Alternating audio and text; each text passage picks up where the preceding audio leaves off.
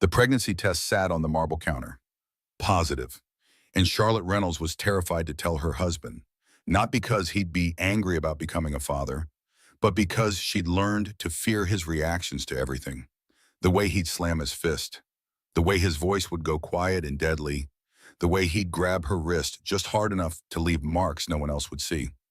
But here's what Charlotte didn't know yet. In exactly 3 months, her husband would plan a gala.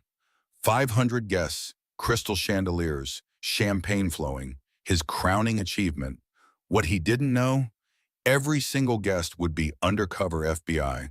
The waiters, the musicians, the photographers, the wealthy socialites, all of them, federal agents waiting for him to make one fatal mistake. And at 8 months pregnant, standing in that ballroom in a champagne silk dress, Charlotte would watch her husband's mask finally slip. Watch him shake her so violently that she'd start bleeding. Watch 500 agents reveal themselves simultaneously. This is the story of how a terrified pregnant woman became the bravest person in the room, how the FBI built an entire fake event just to catch one man, and how sometimes the only way out is straight through the fire. Stay with me, because what happened that night, you won't believe it until you hear every word. The pregnancy test sat on the marble counter. Positive. 3 months along, and Charlotte Reynolds had no idea how to tell her husband without flinching. Her hands shook as she stared at the two pink lines. They blurred, refocused, still there, still real. The bathroom felt too small suddenly. The white marble walls pressed in. She could hear her own breathing, fast, shallow, panicked. She'd been hiding it for 2 weeks now. Morning sickness blamed on food poisoning, exhaustion blamed on poor sleep. The growing tenderness in her breast blamed on her monthly cycle that never came. Grant hadn't noticed. Grant never noticed anything about her body unless it disappointed him. The sound of footsteps in the hallway made her heart slam against her ribs. Heavy, purposeful, getting closer. She grabbed the test, looked around wildly. Where could she hide it? The trash? No.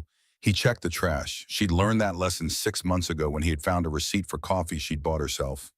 Accused her of wasting his money on overpriced lattes. The tampon box. That was safe. He'd never looked there. She shoved the test inside, closed the box, tucked it back under the sink. Her reflection in the mirror looked pale, scared. She pinched her cheeks, forced color into them, smiled. The smile looked wrong, brittle. "Lottie," Grant's voice came through the door, sharp. "We need to talk, now." She unlocked the door. Her fingers fumbled with the latch. Grant stood in their bedroom holding his iPad. His jaw was tight. That muscle in his cheek twitched. The one that always twitched before he got angry. "I'm hosting a gala," he said. No greeting, no warmth, just information delivered like a command. 3 months from now, 500 guests. Reynolds text 20th anniversary. Lottie's stomach dropped. 3 months. She'd be 7 months pregnant by then. Huge. Undeniable. "Grant, I didn't know we were planning something, so..." His hand slammed down on the dresser. The sound cracked through the room like a gunshot. A picture frame rattled. She flinched, hated herself for flinching. "I don't recall asking your permission," Grant said. His voice was quiet now. Dangerous quiet. The kind of quiet that preceded storms. "This is my company, my anniversary, my gala. You'll be there. You'll smile. You'll look presentable. Is that understood?" Lottie did what she always did when he got like this. She counted 1, 2, 3, 4, 5. Breathed in through her nose, out through her mouth, forced her shoulders down. Made her face soft, agreeable. "Of course, whatever you need." Grant's expression smoothed. The anger vanished like it had never existed. He smiled, set down the iPad, walked over and kissed her forehead. Cold. Perfunctory. "Good girl, I knew you'd understand. Now get dressed. We have the charity luncheon at noon." He left the bedroom. She heard him whistling as he walked down the hall. Cheerful, like nothing had happened, like he hadn't just terrified her in their own bedroom. Lottie sank onto the edge of the bed. Her legs felt weak. The baby. She pressed a hand to her still flat stomach. What was she going to do? The memory hit her suddenly, sharp, visceral. 6 months ago, a different version of herself. She'd been standing in her office at the nonprofit. Sunshine Through the Windows Foundation. They helped women transitioning out of homelessness. Lottie had been the assistant director. She loved her job, loved the women she helped, loved the feeling of making a difference. That day, she'd been leading a team meeting, discussing their new partnership with the housing authority. Everyone was excited, energized. Then Grant walked in. He didn't knock, never knocked, just strode into her office in his expensive suit with that expression on his face, the one that said everyone else was wasting his time. Charlotte, he'd said, using her full name, the name that felt too formal, too stiff. You're quitting today. She'd laughed, actually laughed, thought he was joking. What? Grant, I'm in the middle of... I'm not asking. His voice cut through her words like a blade. You're my wife. That's your job now. This. He'd waved his hand dismissively at her office, at her career, at everything she'd built. This is beneath you, beneath us. Pack your things. Her boss, Marianne, had been standing there, watching, helpless. The whole team had seen it happen. Lottie's face had burned with humiliation. Grant, can we at least discuss this privately? She tried. There's nothing to discuss. Get your things. We're leaving. And she had. She'd packed up her desk while everyone pretended not to stare. Marianne had followed her to the door, pressed a business card into her hand. Her eyes had been wet. If you ever need anything, she'd whispered. Anything at all, you call me. Lottie had shoved the card in her pocket. Never called. What would she even say? Now she sat in her bedroom 3 months later, and that business card was still in her wallet. She'd never thrown it away. Some small part of her had known she might need it. Her phone buzzed. A text from Grant. Don't forget to look nice today. We're sitting with the Hendersons, important donors. She texted back immediately. Of course. Her fingers hovered over the screen. She opened her contacts, scrolled to Vivian Morrison, her best friend from college. They'd been roommates for 4 years, shared everything, secrets, dreams, fears. But Lottie hadn't talked to Viv much lately. Grant didn't like her, said she was a bad influence, too opinionated, too independent. Lottie pressed call before she could talk herself out of it. Viv answered on the second ring. Lottie? Oh my God, I was just thinking about you. How are you? The concern in Viv's voice made Lottie's throat tight. I'm good, fine, just wanted to catch up.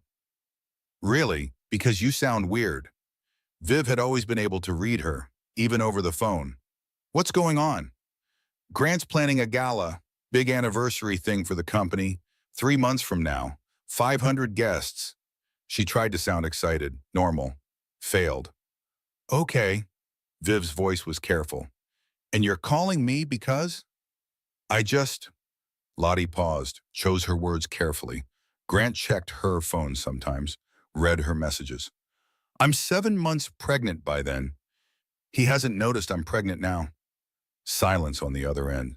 Long silence. Then Viv's voice came back different, harder, professional. She was an investigative journalist. This was her work voice. Lottie, that's not normal. You know that, right? He's just busy. The company is expanding. There's a lot of pressure. Lottie, I have to go. Charity luncheon. I'll call you later.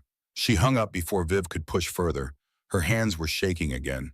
She pressed them flat against her thighs, counted her breathing.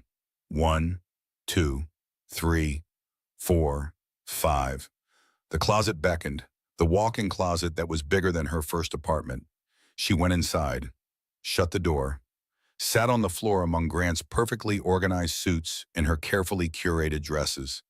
Everything color-coordinated, everything expensive, everything chosen by him.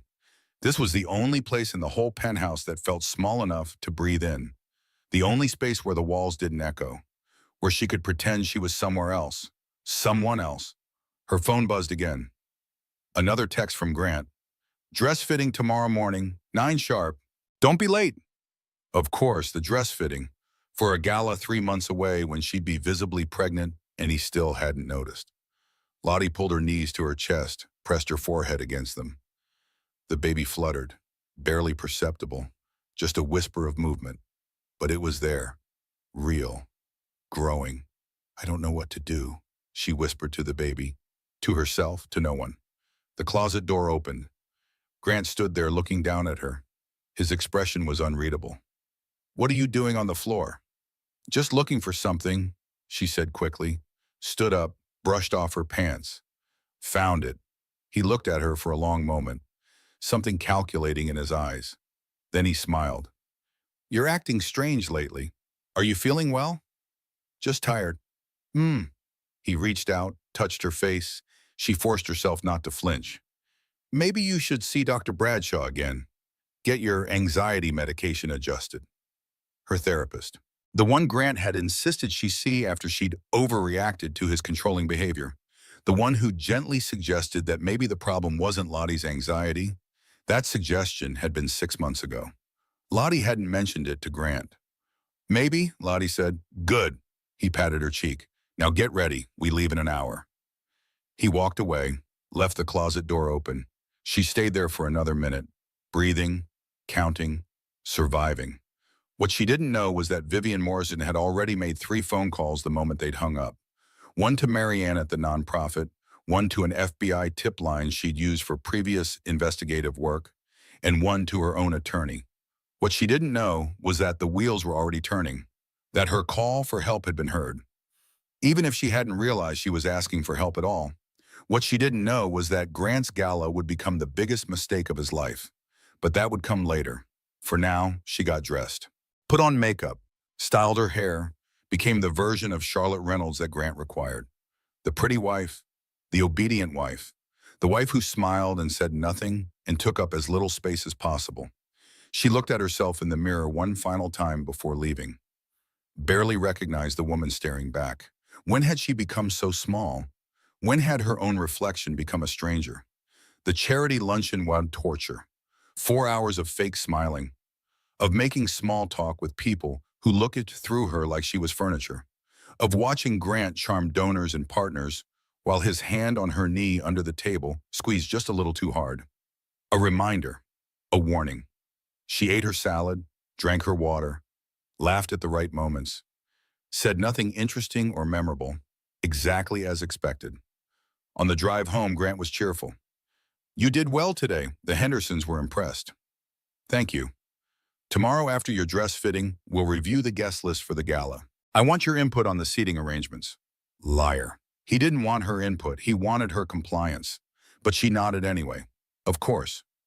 That night she lay in bed next to her husband. He was already asleep, snoring softly. She stared at the ceiling, counted the recessed lights, 16 of them. She counted them 100 times before. Her phone was on the nightstand. She picked it up, scrolled through her contacts, found Dr. Bradshaw's emergency number. Her thumb hovered over it. What would she even say? "My husband is controlling but not violent. My husband criticizes but doesn't hit. My husband makes me feel small but hasn't actually hurt me." Would anyone believe that was enough? Would anyone care? She put the phone down, turned on her side. Grant shifted in his sleep. His arm came around her waist, possessive, even unconscious. The baby fluttered again, stronger this time. She pressed her hand where the movement had been. "I'll figure it out," she promised, "somehow." But she had no idea how, no idea that help was already coming, no idea that 3 months from now, everything would change. For now, she closed her eyes and tried to sleep, tried not to think about the gala, about being 7 months pregnant and on display, about what Grant would do when he finally noticed. Tried not to think about how trapped she'd become. The city lights filtered through the floor-to-ceiling windows. Manhattan stretched out below them, 52 floors up. Sometimes Lottie thought about how high they were, how far the fall would be. Not seriously, just abstractly, the way you think about things when you're desperate. She pulled the blanket up to her chin. Grant's arm tightened around her waist. She stopped moving, barely breathed, waited until she felt him relax again into deep sleep. Only then did she allow herself one small freedom. She cried, silently, tears sliding sideways into her hair, her pillow. The expensive Egyptian cotton sheets that Grant had chosen. Tomorrow would be another day of pretending, another day of performing, another day of being someone she didn't recognize. But tonight, just for these few hours while he slept, she could admit the truth. She was terrified. She was alone, and she had no idea how to save herself. The boutique smelled like lavender and new fabric. Expensive, exclusive, the kind of place where you needed an appointment just to walk through the door. Grant had made the appointment, chosen the designer, selected the style and color before Lottie even knew they were going. She stood on the fitting platform in her undergarments while the seamstress circled her like a predator evaluating prey. The woman's name was Margot, French accent, perfectly manicured hands that held pins like weapons. Grant sat in a leather chair near the mirrors, his legs crossed, his expression unreadable, watching. "Arms up, please," Margot said. Lottie raised her arms. The measuring tape came around her ribs, her waist, her hips. She could feel Grant's eyes on every measurement, every number that came out of Margot's mouth. 34, 28, 37. Grant's jaw tightened. Lottie's stomach clenched. She knew what he was thinking, that she was getting fat, that she was letting herself go, that she was embarrassing him. What he didn't know was that she was 3 months pregnant, that those measurements would change dramatically over the next 4 months, that by the time of his gala, she'd be massive, and there was no dress in the world that could hide it. Margot brought out the sample. Champagne silk, bias cut, it would cling to every curve, show every imperfection. Grant had chosen well if his goal was to make her feel exposed. "Try this on," Margot said. Lottie stepped into the dress. The silk whispered against her skin, cold, slippery. Margot zipped it up. The fit was perfect now. It wouldn't be in 3 months. "Turn," Grant said. She turned slowly. The mirrors showed her from every angle. She looked pale, frightened. The dress was beautiful. She hated it. "It's lovely," Grant said. His voice was flat. "But you'll need to watch your weight between now and the gala. I won't have you looking bloated in the photos." Margot's hands paused on the pins she was placing. Just for a second. Then she continued working. Professional, silent. But Lottie saw something flicker across her face. Pity? Disgust? She couldn't tell. "Of course," Lottie said. The words came automatically. Agreement. Compliance. Surrender. Margot was pinning the hem when she accidentally stuck Lottie with a pin. The sharp pain made her flinch. Gasp. Grant stood up immediately, walked over. "Are you incompetent?" His voice was ice and razors. "This dress costs $10,000. If you damage it, or my wife, I'll make sure you never work in this city again." The seamstress went white, started trembling. "I'm so sorry. It was an accident. I didn't mean—" "Sorry isn't good enough." Grant leaned closer, invaded her space, used his height to intimidate. "Maybe you should consider a different profession if you can't manage the basics." "Grant," Lottie's voice came out small, placating. "It's fine, really. It didn't even hurt." He turned to her. Something dangerous flashed in his eyes. "Don't interrupt me when I'm speaking." She closed her mouth, looked down, counted the buttons on her dress in the mirror. 5 of them, covered in silk. Probably cost $100 each. Margot finished the pinning with shaking hands. "The dress will be ready in 2 months," she said quietly, with room for minor alterations closer to the date. Grant paid $20,000 for a dress Lottie would wear once. Maybe, if she could figure out how to hide a 7-month pregnancy, which was impossible. In the car ride home, Grant drove in silence. Lottie stared out the window, watched the city blur past, people walking dogs, couples holding hands, normal lives she used to take for granted. "You're getting fat," Grant said suddenly. Her hand moved instinctively to her stomach, covered it, protected it. "I'm not. I've been careful about—" "Don't lie to me." His voice was calm, too calm. "I can see it. Your face is fuller. Your body is changing. You're letting yourself go." "I'm pregnant, Grant." The words were out before she could stop them. Stupid. She'd meant to tell him differently, carefully, when he was in a good mood, if he was ever in a good mood anymore. He slammed on the brakes. The car screeched to a stop in the middle of traffic. Horns blared behind them. He turned to her slowly. "What did you say?" Her heart pounded so hard she could hear it in her ears. "I'm 3 months pregnant. I found out 2 weeks ago. I've been trying to find the right time to tell you." "You're lying." "I'm not. I have the test at home. I can show you." His face went through several expressions in rapid succession. Shock, anger, calculation, then something worse. Disgust. How did this happen? How do you think it happened? Don't get smart with me. He started driving again, jerked the car forward. Are you sure it's mine? The question hit her like a physical blow. She couldn't breathe for a second. Of course it's yours. How can you even ask that? Because you've been acting strange, secretive, meeting with your friend Vivian. What else have you been hiding? Nothing, I swear. I didn't know how to tell you. Because you knew I'd be angry. No, because I knew you were stressed about the company and the gala, and I didn't want to add more pressure. He laughed, sharp, bitter. Well, congratulations. You've added pressure. A baby. Perfect timing. They drove the rest of the way in silence. Lottie pressed her forehead against the cool window. Tried not to cry. Failed. Tears slid down her cheeks. She wiped them away quickly. Didn't want him to see. When they got home, Grant disappeared into his office, slammed the door. She heard him on the phone. His voice was muffled but angry. She couldn't make out the words. She went to the bathroom, locked the door, sat on the edge of the bathtub fully clothed. The expensive marble felt cold through her clothes. She counted tiles, started at the corner. 1, 2, 3. Made it to 147 before she lost track. Her phone buzzed. A text from Vivian. How did the fitting go? Lottie stared at the message. How much should she tell? How honest could she be? She did that thing. That thing every woman who's been told she's wrong does. She opened her browser, typed in her search. Am I overreacting? Google autofilled the rest. Am I overreacting to my husband's anger? Am I overreacting about emotional abuse? Am I overreacting, or is this gaslighting? 3 a.m. Google searches in blue light. Desperate validation from strangers on the internet. She'd done this so many times before. Always late at night, always when Grant was asleep, always searching for someone to tell her she wasn't crazy. The results came up. Forums, articles, psychology websites. She scrolled through them, read stories that sounded familiar. Too familiar. Women describing their husbands in words that could have described Grant. He criticizes my weight but says he's just trying to help me be healthy.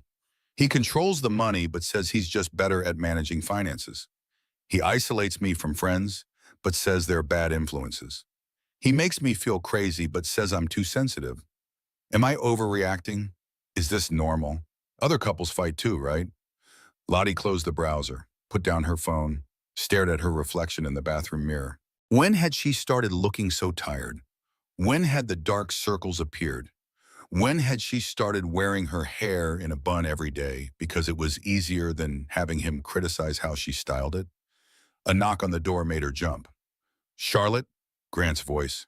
Still angry but controlled now. Come out. We need to talk. She unlocked the door. He stood there with papers in his hand. His face was smooth, pleasant. The anger had been put away, tucked into whatever box he kept it in until he needed it again. I've been thinking, well, he said, about the baby. She waited, didn't speak, didn't trust her voice. Obviously, this complicates the gala. You'll be showing by then. Significantly showing. That's not the image I want to project. I'm sorry. The apology came automatically, programmed response. I didn't plan for the timing to be like this. Clearly, he handed her the papers. I've made an appointment for you, Dr. Helen Bradshaw, your therapist, tomorrow at 2. You need to get your anxiety under control. This is obviously stress-induced. You're not thinking clearly. She looked at the appointment card. Dr. Bradshaw. She'd been seeing her for 6 months, ever since Grant decided Lottie was too emotional and needed professional help. Okay, she said. Good. He touched her face. She made herself not flinch. I'm not angry about the pregnancy. I'm just disappointed that you didn't tell me sooner. We're supposed to be a team, Charlotte. Teams communicate. The word team almost made her laugh. When had they ever been a team? When had he ever consulted her about anything? Asked her opinion? Valued her input? But she nodded, smiled. You're right. I should have told you sooner. Yes, you should have. He kissed her forehead, walked away. She stayed in the bathroom doorway, the papers in her hand, Dr. Bradshaw's appointment card on top. Below it, something else. A printout from a website about pregnancy weight gain, normal ranges, what to expect. Highlighted sections about staying healthy. No, not healthy, thin. He'd highlighted sections about not gaining too much weight, about exercise routines, about portion control. At the bottom, he'd written in his neat handwriting, no excuse to let yourself go. She crumpled the papers, threw them in the trash, immediately regretted it. He might check the trash. He'd done it before. She smoothed them out, put them on the counter, would deal with them later. The next day, she sat in Dr. Bradshaw's office. The beige couch was familiar now, worn in the same spot where she always sat. The tissue box was in the same place on the side table. She'd used it many times before. Dr. Bradshaw was in her mid-50s. Kind eyes, gentle voice. She'd been carefully documenting Lottie's sessions for 6 months, building a picture, waiting for the right moment. Charlotte, Dr. Bradshaw said, Grant called me this morning. He said you told him about the pregnancy. Yes. How did he react? He was surprised, but he's dealing with it. We both are. That's not what I asked. I asked how he reacted. Lottie picked at the hem of her shirt. He was upset at first, but then he calmed down. He's fine now. Was he angry? A little, but I understand why. I should have told him sooner. Dr. Bradshaw leaned forward. Her voice was very gentle, very careful. Charlotte, I need you to hear something. Pregnancy doesn't cause abuse. It often reveals it. The word hung in the air. Abuse. Heavy, ugly, not applicable to her situation. Grant didn't hit her. He had a temper. That was different, right? He's not abusive, Lottie said. Her voice sounded defensive even to her own ears. He's just particular, stressed. The company is expanding. There's a lot of pressure. I see. Dr. Bradshaw made a note. The pen scratched across paper. That sound always made Lottie nervous. What was she writing? What did it mean? I'd like you to think about something between now and our next session, Dr. Bradshaw said. Imagine your daughter is grown. Imagine she's married. And imagine she describes her marriage to you the same way you describe yours. What would you tell her? The question hit Lottie like cold water. She couldn't answer, couldn't even think about it without her throat closing up. Just think about it, Dr. Bradshaw said softly. That's all I'm asking. The session ended. Lottie drove home on autopilot. The question echoed in her head. What would she tell her daughter? She'd tell her to leave. She'd tell her she deserved better. She'd tell her that this wasn't love, that this wasn't normal, that she was worth more than this. But she couldn't take her own advice. Why? Because it was different when it was you. Because from the inside it looked complicated, nuanced, not black and white, because leaving felt impossible. That night, Grant was charming at dinner. He cooked, made her favorite pasta, poured her sparkling water in a wine glass so she didn't feel left out, talked about baby names and nursery colors. I was thinking we could do the nursery in gray and white, he said, gender neutral, classic. That sounds nice. And we should start interviewing nannies soon. I want someone with excellent references, someone who understands the importance of routine and discipline. Of course, a nanny, because even their baby would be something to control, something to manage according to Grant's specifications. But she smiled, agreed, played her part. After dinner, he went to his office to work. She cleaned up, loaded the dishwasher, wiped down the counters, found herself doing it slowly, methodically, delaying the moment when she'd have nothing to do but think. Her phone rang. Vivian, she answered quietly. Hey, you never texted me back. How are you? How did the fitting go? It was fine. Lottie, come on, talk to me. What's really going on? And there it was, the concern in Viv's voice, the genuine care. It made something crack inside Lottie's chest, made her eyes burn. I told him, she whispered, about the pregnancy. And he called me fat, if it was his, then made me an appointment with my therapist to manage my anxiety. Silence. Then Viv's voice came back different, harder, dangerous. Lottie, that's not okay. You know that's not okay, right? He's just stressed. Stop. Stop making excuses for him. Listen to yourself. You're pregnant with his child, and he's calling you fat and questioning paternity. That's not stress. That's cruelty. Viv, I'm coming over. No, you can't.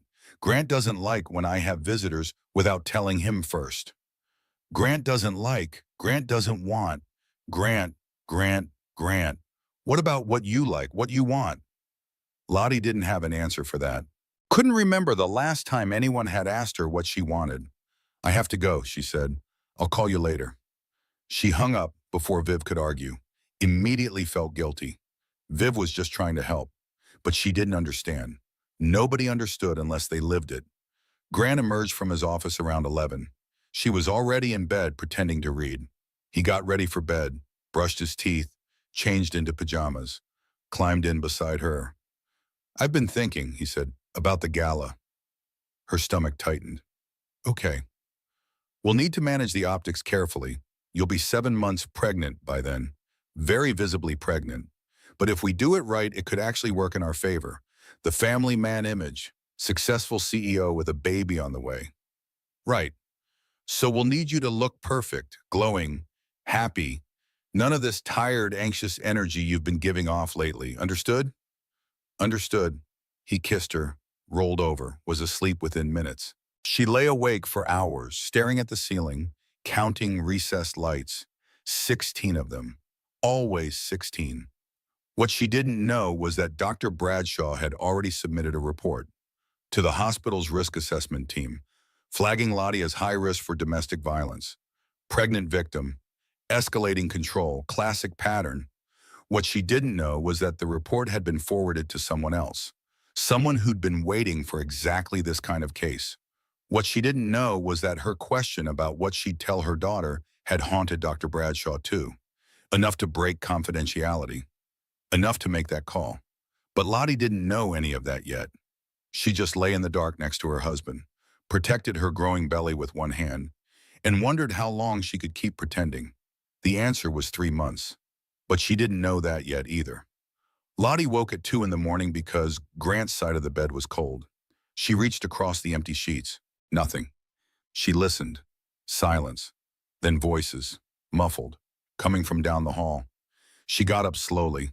Her feet touched the cold hardwood floor. The penthouse was dark except for a sliver of light under Grant's office door. She walked toward it, each step careful, quiet. She'd learned to move silently through her own home. The door was cracked open. Just an inch. Enough to see him sitting at his desk with his back to her. Phone pressed to his ear. His voice was low, dangerous.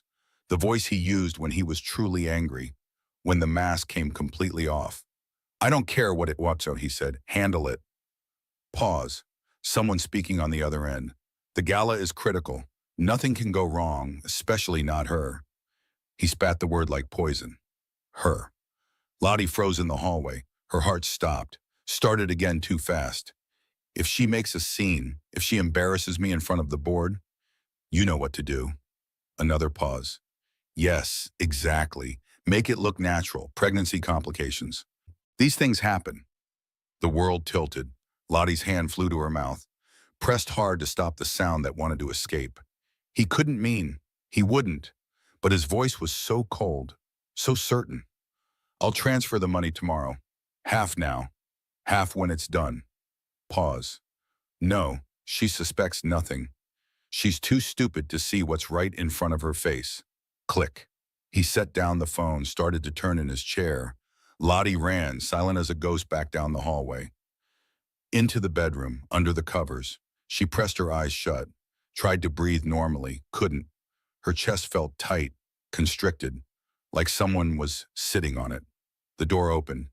Grant came in. She felt him watching her. She didn't move, didn't breathe. Played dead like prey, hoping the predator would pass by. He got into bed. His arm came around her waist. His hand settled on her stomach. Over the baby. His touch felt like a threat. Baby, he said softly. What are you doing up? She swallowed. Opened her eyes, but bathroom.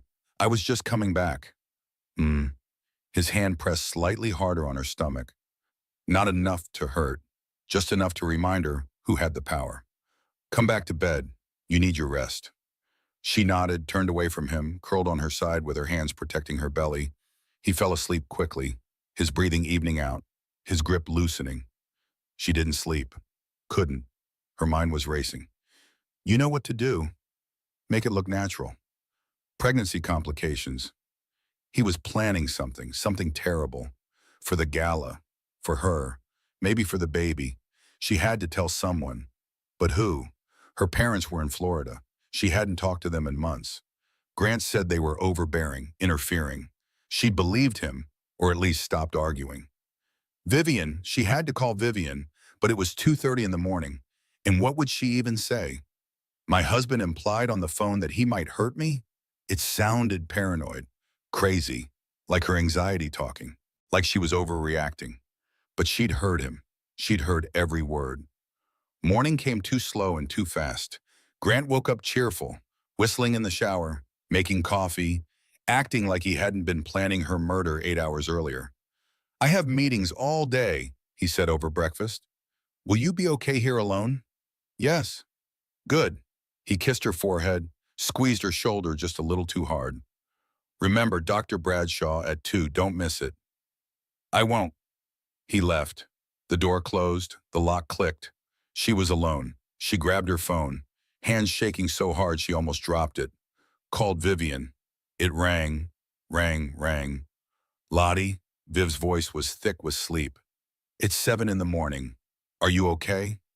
Viv, her voice cracked, broke. I need you to tell me the truth. Am I losing my mind? What? No. Why, what happened? I can't explain on the phone. Can you come over, please? Grant's gone for the day. I'll be there in 45 minutes. Lottie spent those 45 minutes pacing, checking the door, looking out windows, jumping at every sound. The elevator dinged. She ran to the peephole. Vivian. She opened the door. Viv took one look at her and pulled her into a hug. Lottie started crying, couldn't stop. Great gulping sobs that made her whole body shake. Okay, Viv said. Come on, sit down, breathe, tell me everything. They sat on the couch, Lottie's couch, in Lottie's penthouse. That didn't feel like hers at all. She told Viv about the phone call, every word she could remember. Viv's face got harder with each sentence. When Lottie finished, Viv was quiet for a long time. Then she stood up, walked to her bag, pulled out a folder. A thick folder. I need to show you something, Viv said. I've been documenting. For months. I'm sorry. I know I should have told you sooner, but I needed to be sure. I needed evidence before I said anything. She opened the folder. Papers spilled across the coffee table. Printed emails. Photos. Timeline of incidents. Dates. Witnesses. Details Lottie had forgotten or blocked out. The night you quit your job, Viv said. Your boss, Marianne, called me. She was terrified for you.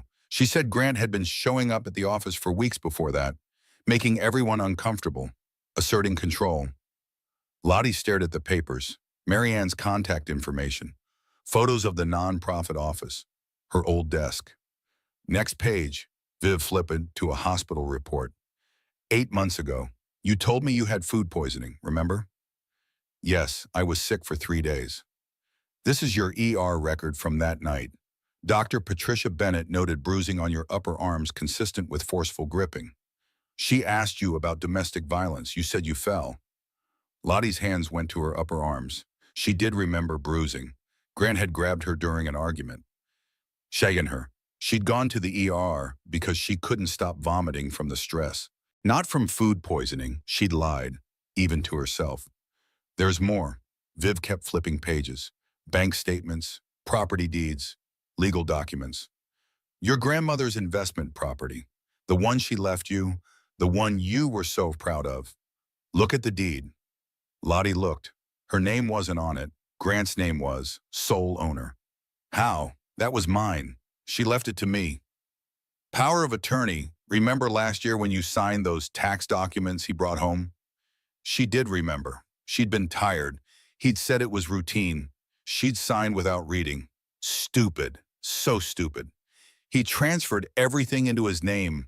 The property, your inheritance, your trust fund from your grandparents, all of it. You have nothing, Lottie. He's been systematically taking everything from you for 2 years. The room spun. Lottie pressed her hands to her face, tried to breathe, couldn't. The walls were closing in. Everything she thought she knew was a lie. I need to go to the bathroom, she managed. She ran, made it to the toilet just in time, threw up. Morning sickness and panic combined into something violent. She retched until there was nothing left, then sat on the cold tile floor. Fully clothed, let the coolness seep through her clothes into her skin. She counted tiles. Started at the corner by the toilet. 1, 2, 3. Made it to 147 again. The same number as last time. The same meaningless number that helped her feel in control when everything else was chaos. The baby kicked, hard, insistent, like it was trying to get her attention. She pressed her hand where the movement had been. I know, she whispered, Fred. I know we have to do something. But what? What can I do? Vivian knocked softly on the door. Lottie, can I come in? Yes, Viv came in, sat on the floor next to her, didn't say anything, just sat there. Present, solid, real. I didn't know it was this bad, Lottie said finally. I knew it was bad, but I didn't know it was this bad. I know. He's going to hurt me at the gala. I heard him on the phone. He's paying someone to make it look like pregnancy complications. I believe you. Viv's voice was steady, certain. And we're going to stop him. How? I made some calls. After you called me the other day, I contacted someone I've worked with before, an FBI agent who specializes in domestic violence cases. Her name is Rebecca Torres. She's expecting to hear from us. The FBI? Lottie's voice came out high, panicked. Viv, I can't. Grant will find out. He'll what? Hurt you? He's already planning to do that. Lottie, this is serious. This is beyond anything you can handle alone. You need help. Professional help. Legal help. But I don't have any proof. Just a phone call I overheard. That's not enough. It's a start. Viv pulled out her own phone. I recorded some of what you told me. With your permission, I want to send it to Agent Torres. She can tell us what to do next. Uy, I don't know. Lottie, look at me. Viv took her hands, held them tight. You have to survive. You and this baby. Nothing else matters right now. Not the penthouse, not the money, not what people think. Just survival. Can you do that? Could she? Could she actually fight back? Actually try to escape? Or would she just curl up and wait for whatever Grant had planned? The baby kicked again. Harder this time. Painful. A reminder that she wasn't just making decisions for herself anymore. Okay, she said. Call her. Call Agent Torres. What she didn't know was that Agent Torres had been waiting for this call, that Dr. Bradshaw's report had landed on her desk 3 days ago, that Marianne from the nonprofit had also reached out, that Grant Reynolds had been on the FBI's radar for months, not for domestic violence, for other things, financial crimes, fraud, embezzlement. But they hadn't had a way in, hadn't had anyone willing to testify. Until now. Viv made the call right there on the bathroom floor. Put it on speaker. This is Agent Torres. Agent Torres, this is Vivian Morrison. We spoke 2 days ago about Charlotte Reynolds. Yes, I remember. Is Mrs. Reynolds with you? I'm here, Lottie said. Her voice sounded small, scared. She hated how scared she sounded.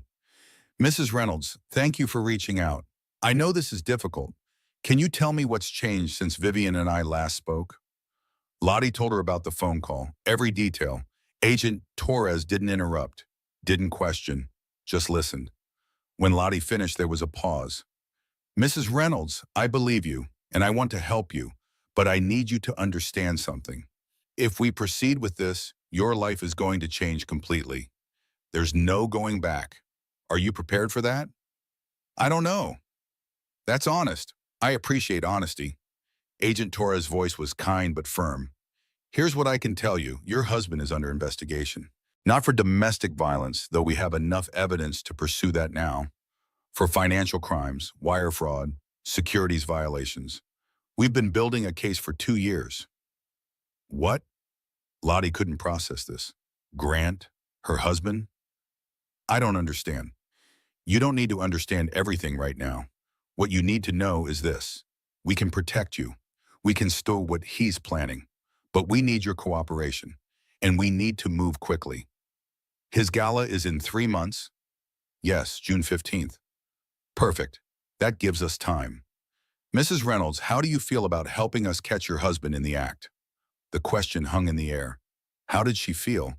Terrified, relieved, angry, devastated, all of it at once. I want him to pay for what he's done, she said finally.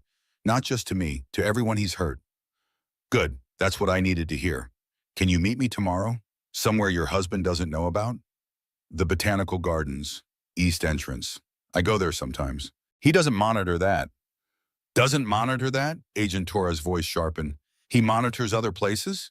He checks my phone sometimes, looks at my location, asks where I've been. I see. Okay, Botanical Gardens, East Entrance, tomorrow at 10 in the morning. Come alone. Don't tell anyone where you're going. Not even Vivian. If your husband asks, you're shopping for maternity clothes. Understood? Understood. Mrs. Reynolds, you're doing the right thing. It takes tremendous courage to make this call. Don't forget that. They hung up. Lottie looked at Vivian. I think I just agreed to help the FBI take down my husband. Yes, you did. Viv smiled, sad, proud. I'm so proud of you. I'm terrified. That's normal. Being terrified means you're smart enough to understand how serious this is. They sat on the bathroom floor for a while longer. Then Lottie got up, washed her face, looked at herself in the mirror. She looked different somehow. Not better, just more awake, like someone who'd been sleepwalking and finally opened her eyes. Vivian helped her go through the folder. All the evidence, all the documentation, photos of bruises Lottie didn't remember posing for, medical records, financial documents, a timeline that showed clear escalation over 2 years. When did you start collecting all this? Lottie asked. About a year ago. Remember that party at your place? When Grant screamed at you for burning the appetizers? Lottie remembered. She'd been so humiliated. All their friends watching. She'd locked herself in the bedroom and cried. Viv had come to check on her, stayed with her for an hour. I knew then, Viv said. I knew something was really wrong. So I started paying attention. Taking notes, keeping records, just in case. Thank you. The words felt inadequate, but Lottie meant them with everything she had. Thank you for not giving up on me. Never. I'll never give up on you. At 1:30, Lottie made Viv leave. She had the appointment with Dr. Bradshaw at 2. Couldn't be late. Grant would know if she was late. She drove to the therapist's office on autopilot. Her mind was spinning. FBI, investigation, evidence, Gala, trap, danger, safety, freedom, prison. All of it swirling together until she couldn't think straight. Dr. Bradshaw's waiting room was empty, quiet. The receptionist smiled at her. Go right in, she's expecting you. Lottie sat on the familiar beige couch. Dr. Bradshaw came in with her notepad, closed the door, sat down across from her. Charlotte, how are you?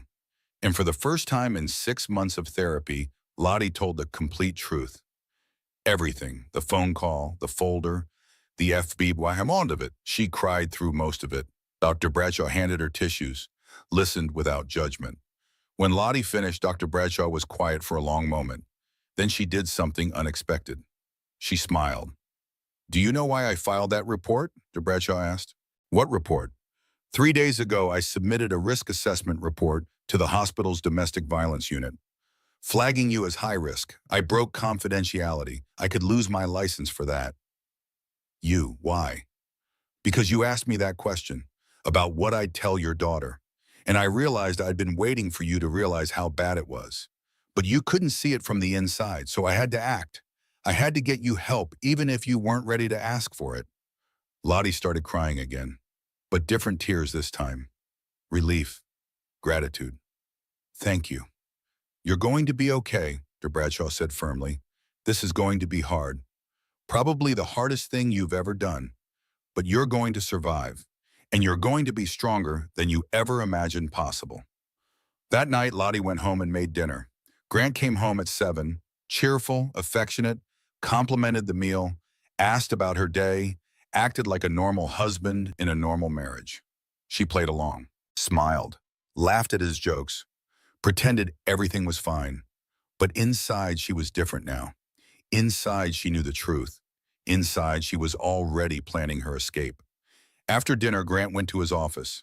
She cleaned up, then went to the nursery she'd been decorating. Pale yellow walls, white crib, stuffed animals lined up on the shelf. She'd done all this hoping to make it feel real, hoping to feel excited. But it had always felt like pretending. Now she stood in the middle of the room and made a promise to her unborn daughter. "I'm going to protect you," she whispered. "I'm going to get us out of this. I don't know how yet, but I promise you, we're going to be free." The baby kicked in response, like she understood, like she believed. Lottie hoped that belief was enough because she had no idea what tomorrow would bring, no idea what she was walking into, no idea if the FBI could actually protect her or if this would all blow up in her face, but she couldn't go back. Couldn't unknow what she now knew. Couldn't pretend anymore. Tomorrow she would meet Agent Torres. Tomorrow she would start fighting back. Tomorrow she would begin the long road to freedom. Tonight she just stood in the nursery and held her belly and hoped with everything she had that she was making the right choice. Outside, the city stretched below them. 52 floors down, so far to fall, but maybe also so far to climb back up. The botanical gardens smelled like earth and green growing things.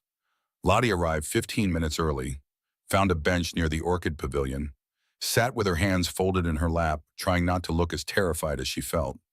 People walked past, a mother with a stroller, an elderly couple holding hands, teenagers taking selfies near the roses. Normal people living normal lives.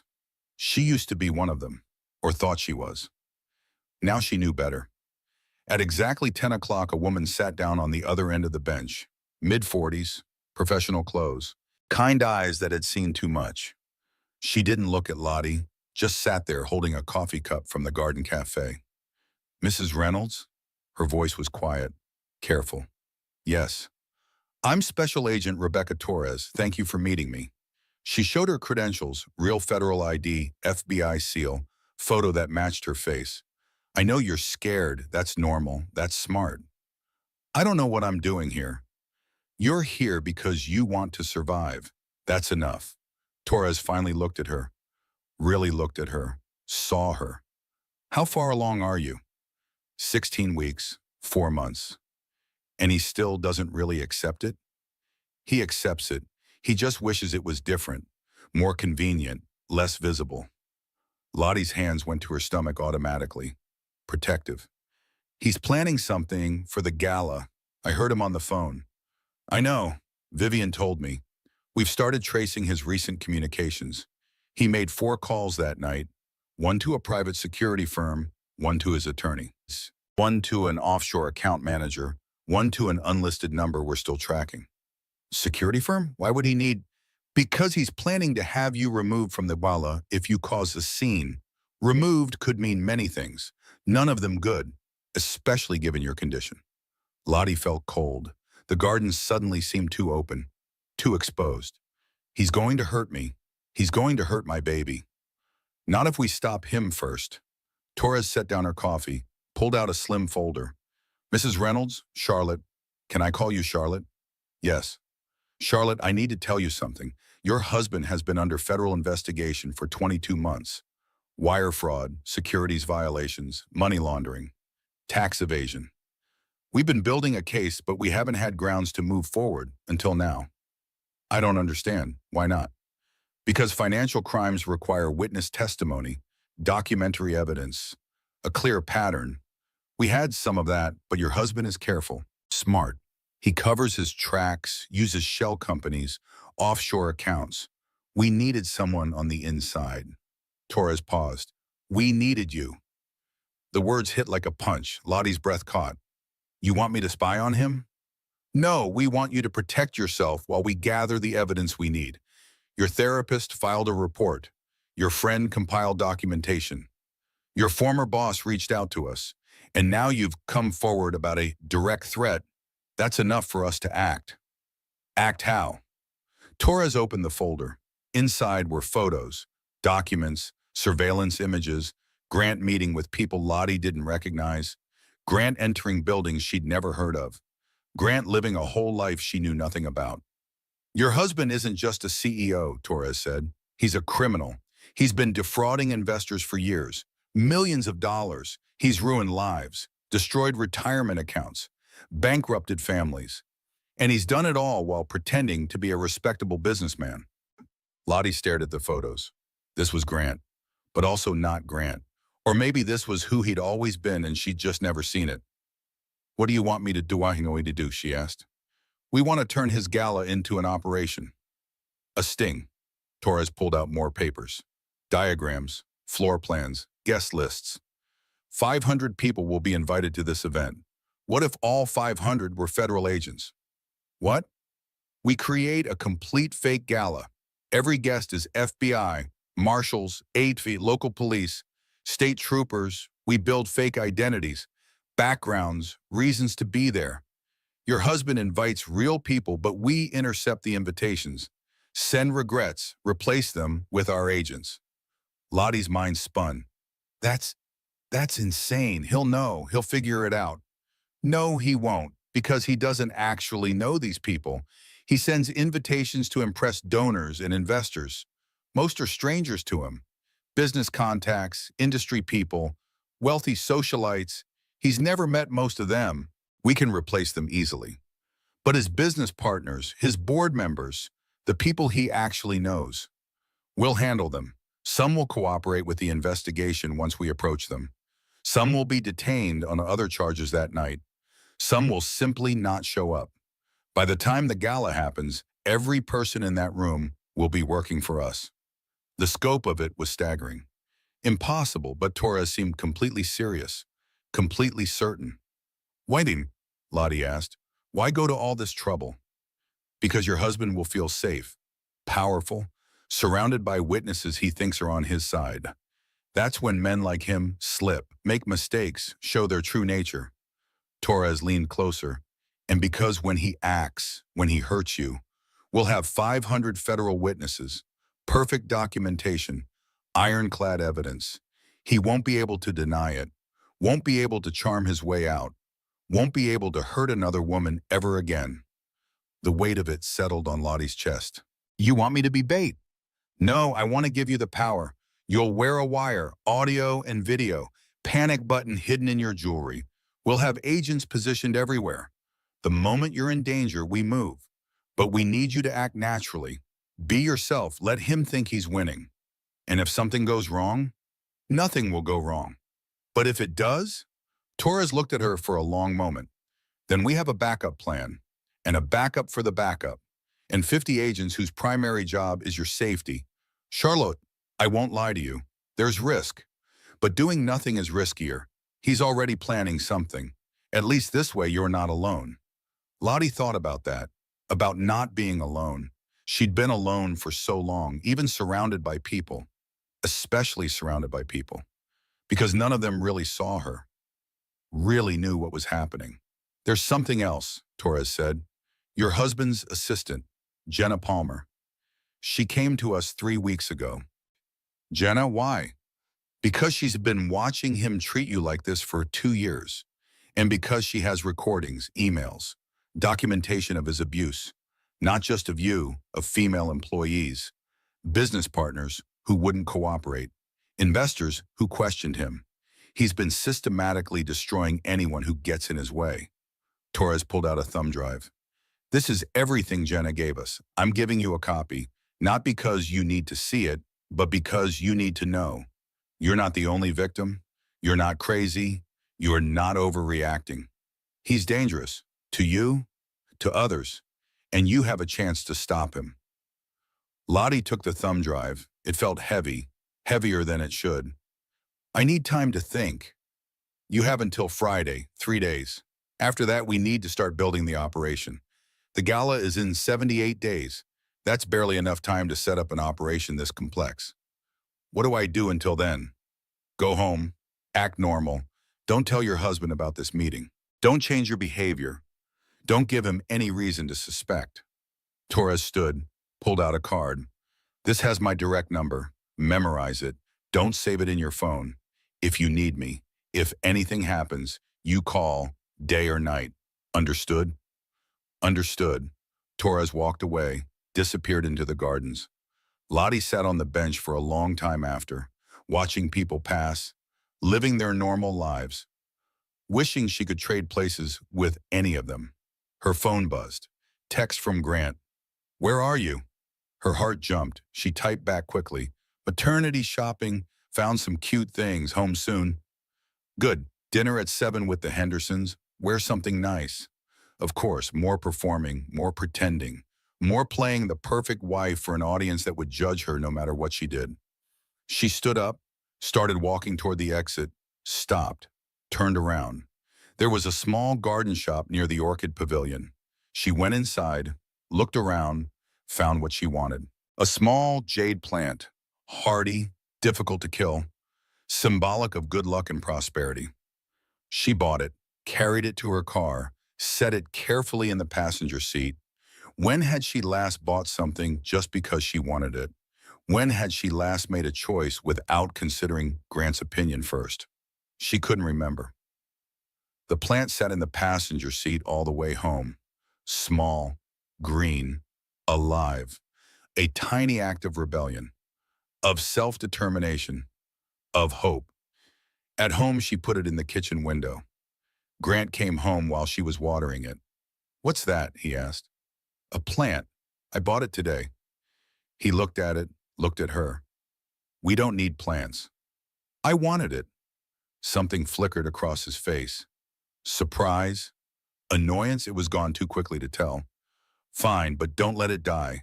I won't have dead plants in my home. Our home, she said quietly. What? Nothing. I'll take care of it. He left the kitchen. She touched the jade plant's leaves, smooth, cool, real. I'm going to take care of both of us, she whispered. Dinner with the Hendersons was torture as always. 4 hours of fake smiling while Grant's hand on her knee squeezed warnings. While Mrs. Henderson made pointed comments about Lottie's weight gain. While Mr. Henderson told inappropriate jokes and Grant laughed too loud.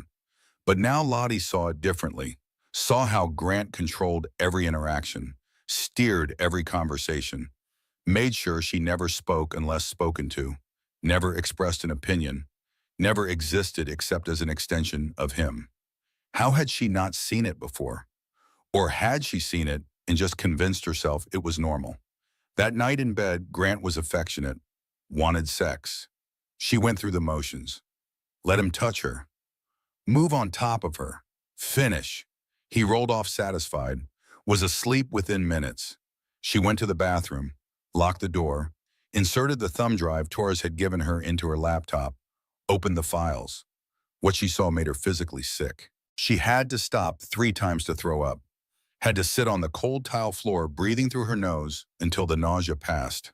Emails from Grant to investors, lying about returns, falsifying documents, stealing money and blaming market fluctuations. Recordings from Jenna. Phone calls where Grant verbally destroyed female employees, threatened them, made sexual comments, created hostile work environments, drove women to quit, then badmouthed them to prevent them getting hired elsewhere. Video from security cameras. Grant grabbing Lottie's arm hard enough to bruise, shoving her against a wall at a company party when he thought no one was watching, backing her into corners, using his size to intimidate. She watched herself become smaller, quieter, more subdued. Over the course of 2 years, watched herself disappear right in front of her own eyes. When did I lose myself, she thought. When did I become this woman who flinches and apologizes and takes up no space? She closed the laptop, deleted the browsing history, put the thumb drive in her tampon box with the pregnancy test, the safest place in the apartment. Then she did that thing women do when they think they've been stupid for not seeing what was right in front of them. She sat on the bathroom floor and apologized to herself. I'm sorry, she whispered.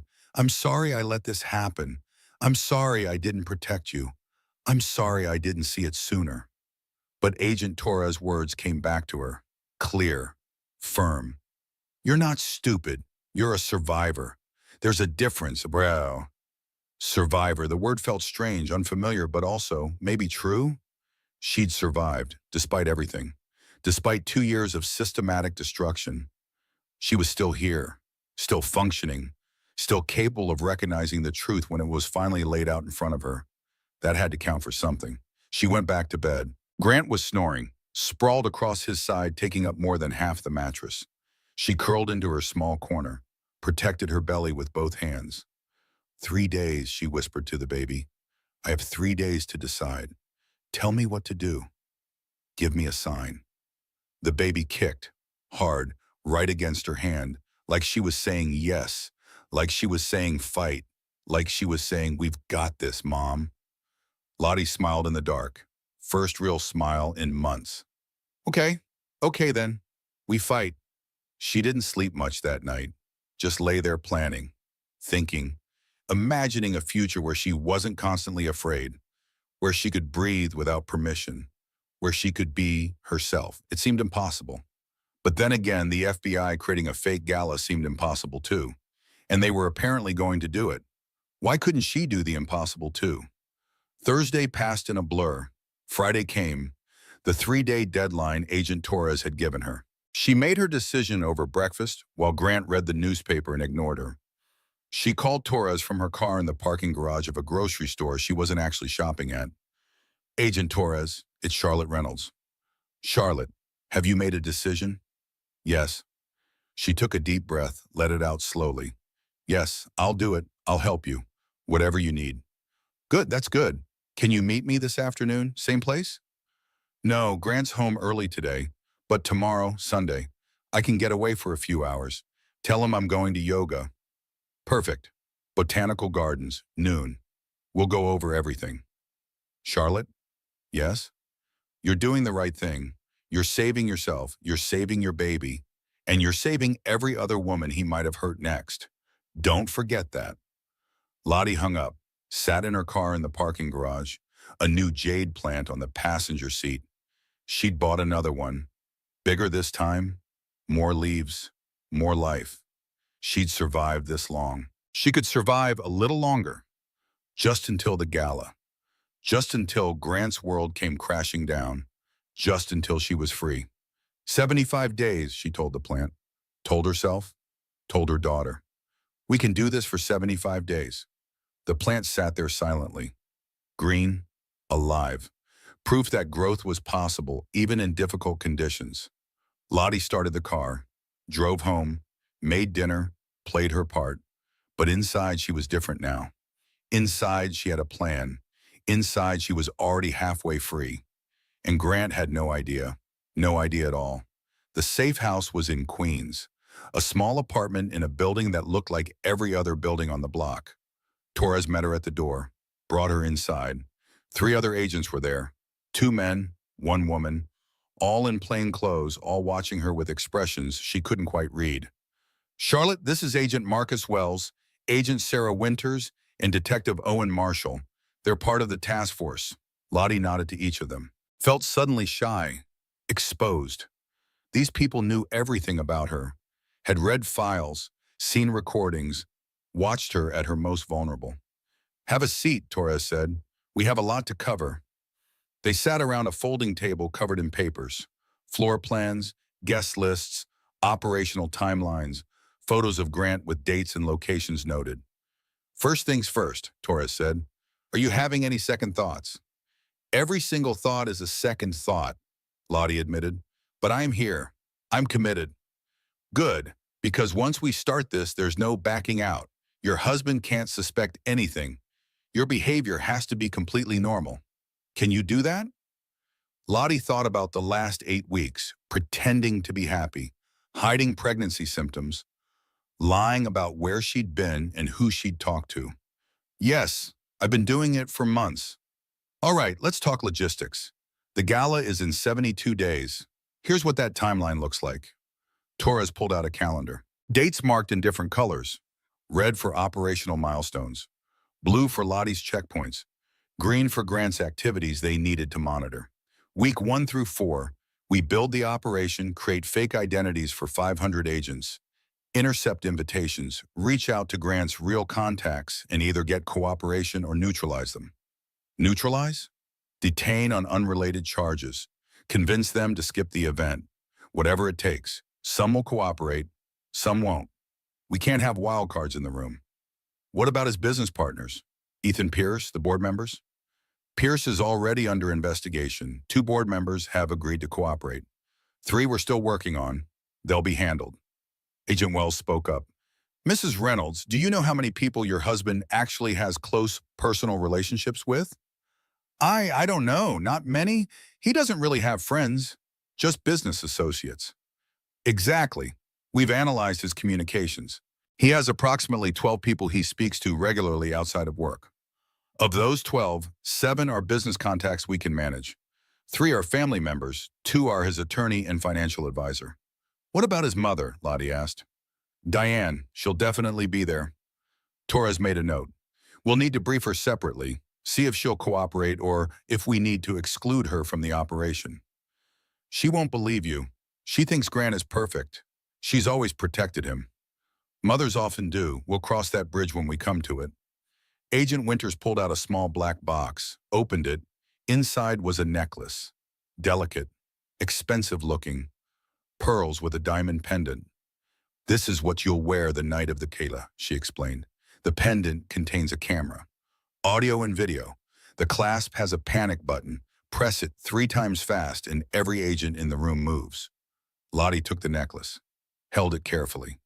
It looks so normal, so innocent. What if Grant sees it, examines it? He won't. It's been designed to look exactly like the kind of jewelry he'd approve of. Elegant, classic, expensive but not flashy. Your friend Vivian actually helped us choose the style based on what you usually wear. Viv knows about all this? She's been briefed. She's also agreed to help. She'll be at the gala, not as an agent, as your friend, your support system. Someone real in a room full of fakes. The thought of Viv being there made Lottie feel marginally less terrified. Okay, what else? For the next 3 hours, they walked through every detail, where Lottie would stand, what she would say, how to signal if she needed help, escape routes if something went wrong, medical team on standby, ambulance positioned nearby. We're preparing for every contingency, Torres said, including the worst-case scenario. If he moves faster than we anticipate, if he tries to hurt you before we can intervene. We have protocols. What's the worst-case scenario? Lottie asked. Silence. Torres and Wells exchanged looks. The worst case, Torres said finally, is that he does exactly what he threatened on that phone call. Causes pregnancy complications. Makes it look like an accident. That's what we're stopping. But we need you to understand, there's inherent risk. I understand. Do you? Because I need to be very clear. We believe we can protect you, but your husband is dangerous, unpredictable when cornered, violent when his control is threatened. You've seen that yourself. Lottie had. She'd seen his rage, felt his hands on her, heard the threats in his voice. Yes, she understood. What happens to me after? She asked. After the gala, after he's arrested, what's my life like? You'll be protected. We'll have agents assigned to you until trial. You'll testify. That's non-negotiable. But afterward, you're free. New life, new start, whatever you want. Whatever she wanted.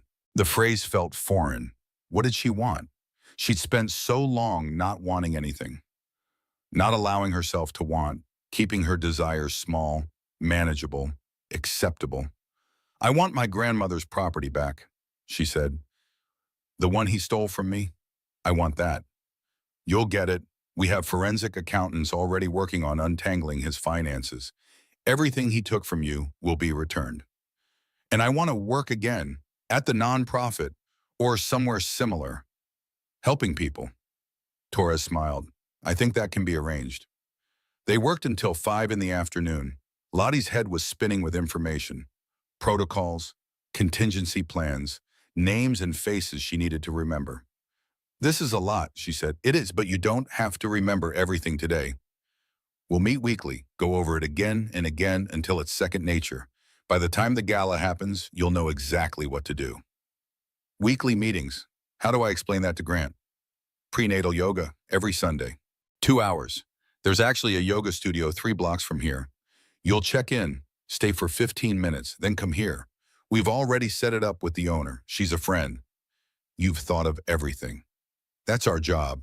Your job is to survive, to play your part at home, to stay calm. Can you do that? Lottie thought about it, really thought. Could she go home to Grant? Sleep beside him? Pretend everything was normal? Let him touch her? Kiss her? Control her? For 72 more days? The answer came from somewhere deep. Somewhere she didn't know existed until this moment. The part of her that had survived this long. The part that had protected herself and her baby without even realizing she was doing it. The part that was stronger than she'd ever imagined. Yes, she said, I can do it. Torres stood, extended her hand. Lottie shook it. The handshake felt significant, like a contract, a promise, a commitment that couldn't be broken. Then we're doing this. Operation Champagne Silk. That's what we're calling it. After my dress, after your dress, after the expensive facade your husband built, that's about to shatter into a million pieces. Lottie drove home slowly, stopped at a red light and looked at her reflection in the rearview mirror. The same face she'd seen that morning, but different somehow. More determined, less defeated. Her phone rang. Grant. Where are you? On my way home from yoga. Got stuck in traffic. How was it? Good. Relaxing. The instructor said the stretches will help with back pain later in pregnancy. Don't overdo it. You look tired lately. Just pregnancy fatigue, normal. Right, well, come straight home. We have dinner plans with Ethan and his wife. Of course they did. More performing. But she could do it. She'd done it before. She'd do it 72 more times if necessary. I'll be there in 20 minutes. She hung up, stared at her reflection again. 72 days, she said aloud. We can survive anything for 72 days. The light turned green. She drove home. Parked in the garage. Did that thing. That thing where she sat in the car unable to make herself go inside.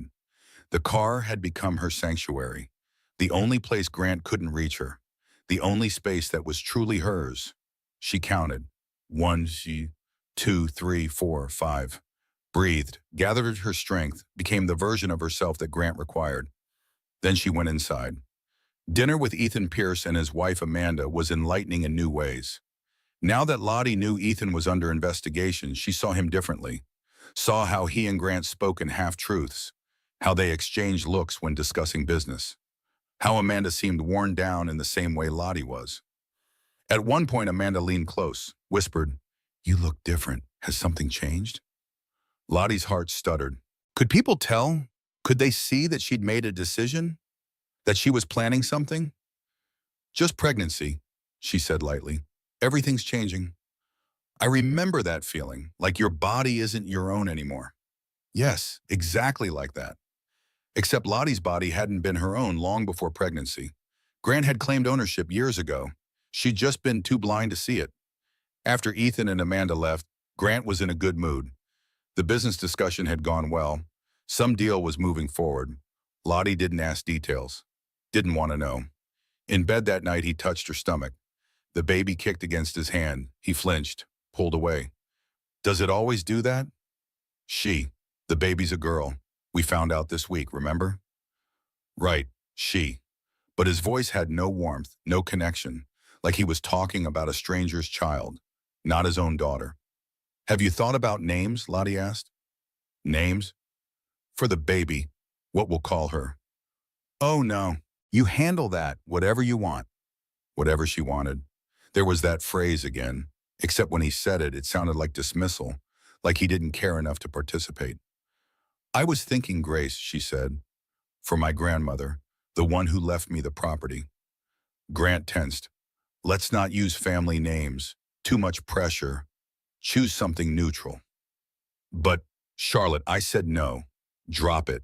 She dropped it, added it to the mental list of things she was fighting for. Her baby's name, her grandmother's memory, her own autonomy. Later, when Grant was asleep, she went to the nursery, stood in the middle of the yellow room, the crib, the changing table, the rocking chair she'd picked out herself. One of the few things Grant had let her choose. Grace, she whispered. Your name is Grace. And you're going to grow up free, I promise you that. The baby kicked in agreement.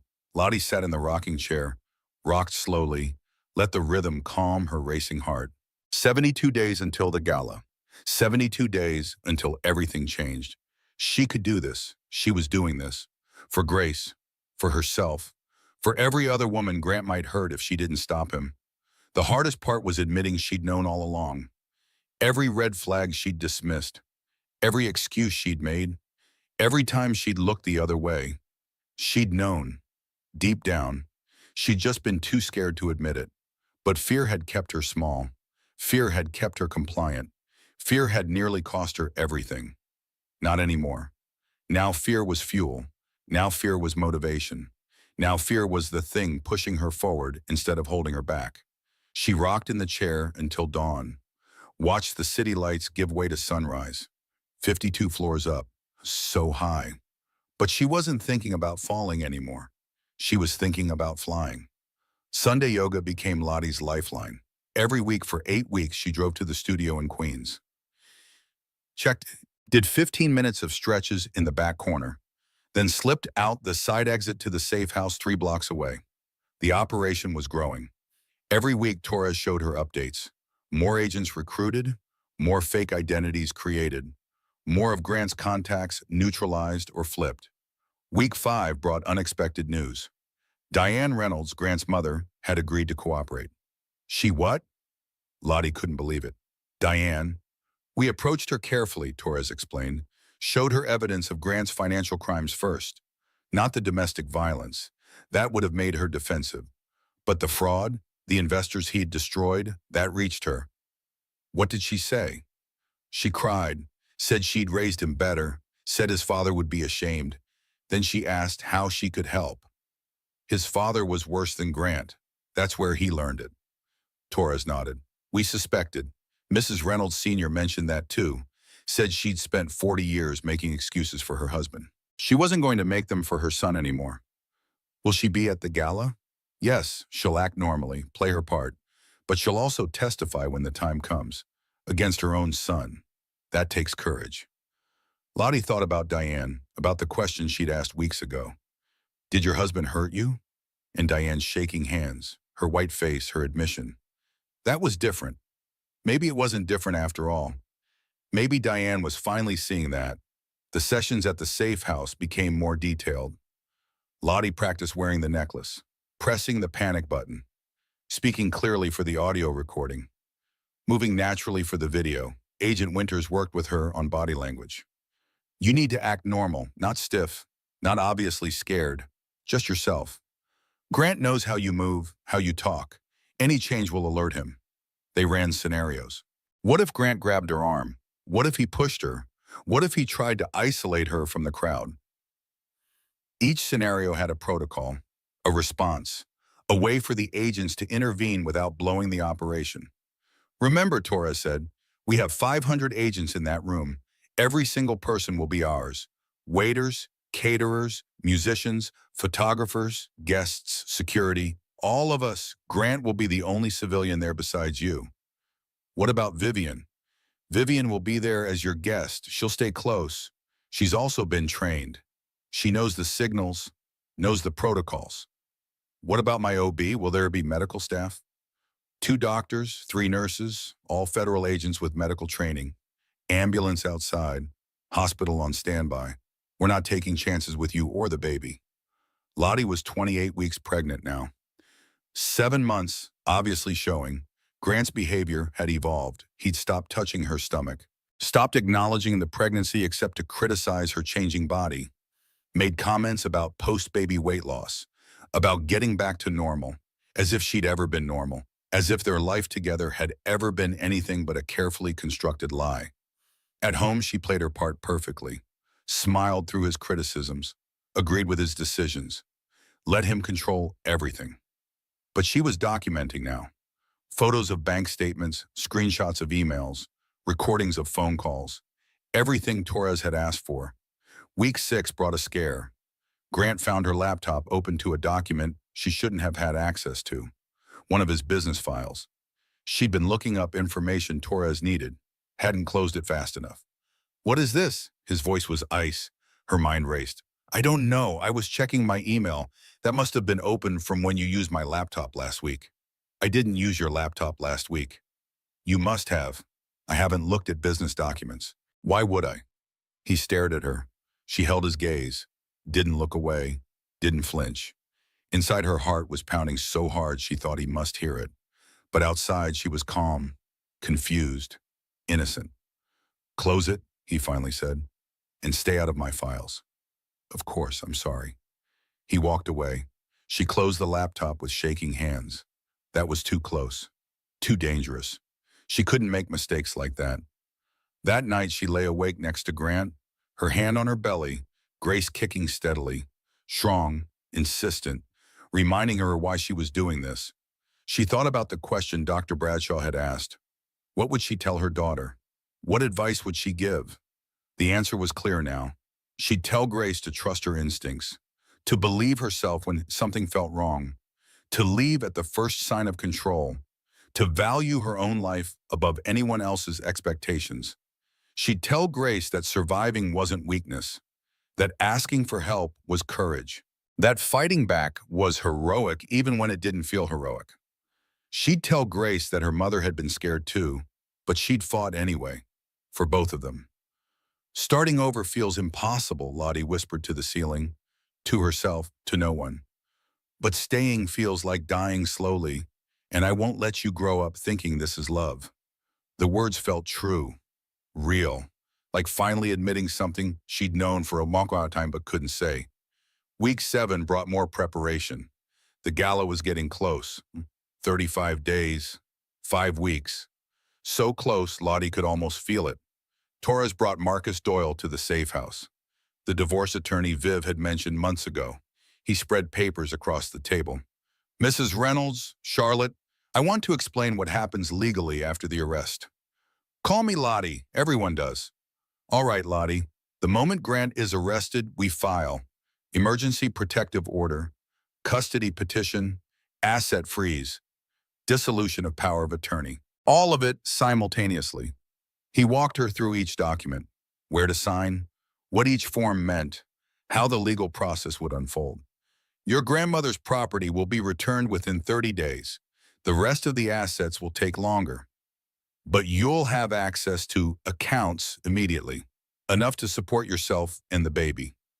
"How much?" "Your grandmother's trust was worth approximately $2.3 million when she died. Grant has been draining it, but forensic accounting shows approximately $1.8 million is recoverable, plus the property value and damages from his fraud. Nearly $2 million. Money Lottie hadn't even known she had. Money that was rightfully hers. Money that would give her and Grace the freedom to build whatever life they wanted. "What about Grant's money?" she asked. "The company? All of it will be seized as proceeds of criminal activity. Investors will be compensated first, then victims. Whatever remains will be distributed according to court order. You may be entitled to some of it as community property, but honestly, I'd advise taking your own money and walking away clean. Starting fresh." Starting fresh. The words sounded like freedom. "One more thing," Marcus said. "After the arrest, Grant will try to contact you, from jail, through his attorney, through family members. You need to refuse all contact. No visits, no calls, no messages. Can you do that?" "Yes." "Good, because he'll try to manipulate you, apologize, promise to change, make you feel guilty, blame you for his arrest. Whatever it takes to maintain control, don't let him." Lottie thought about it, about Grant in jail, powerless, unable to hurt her. The image was both satisfying and terrifying. Satisfying because justice.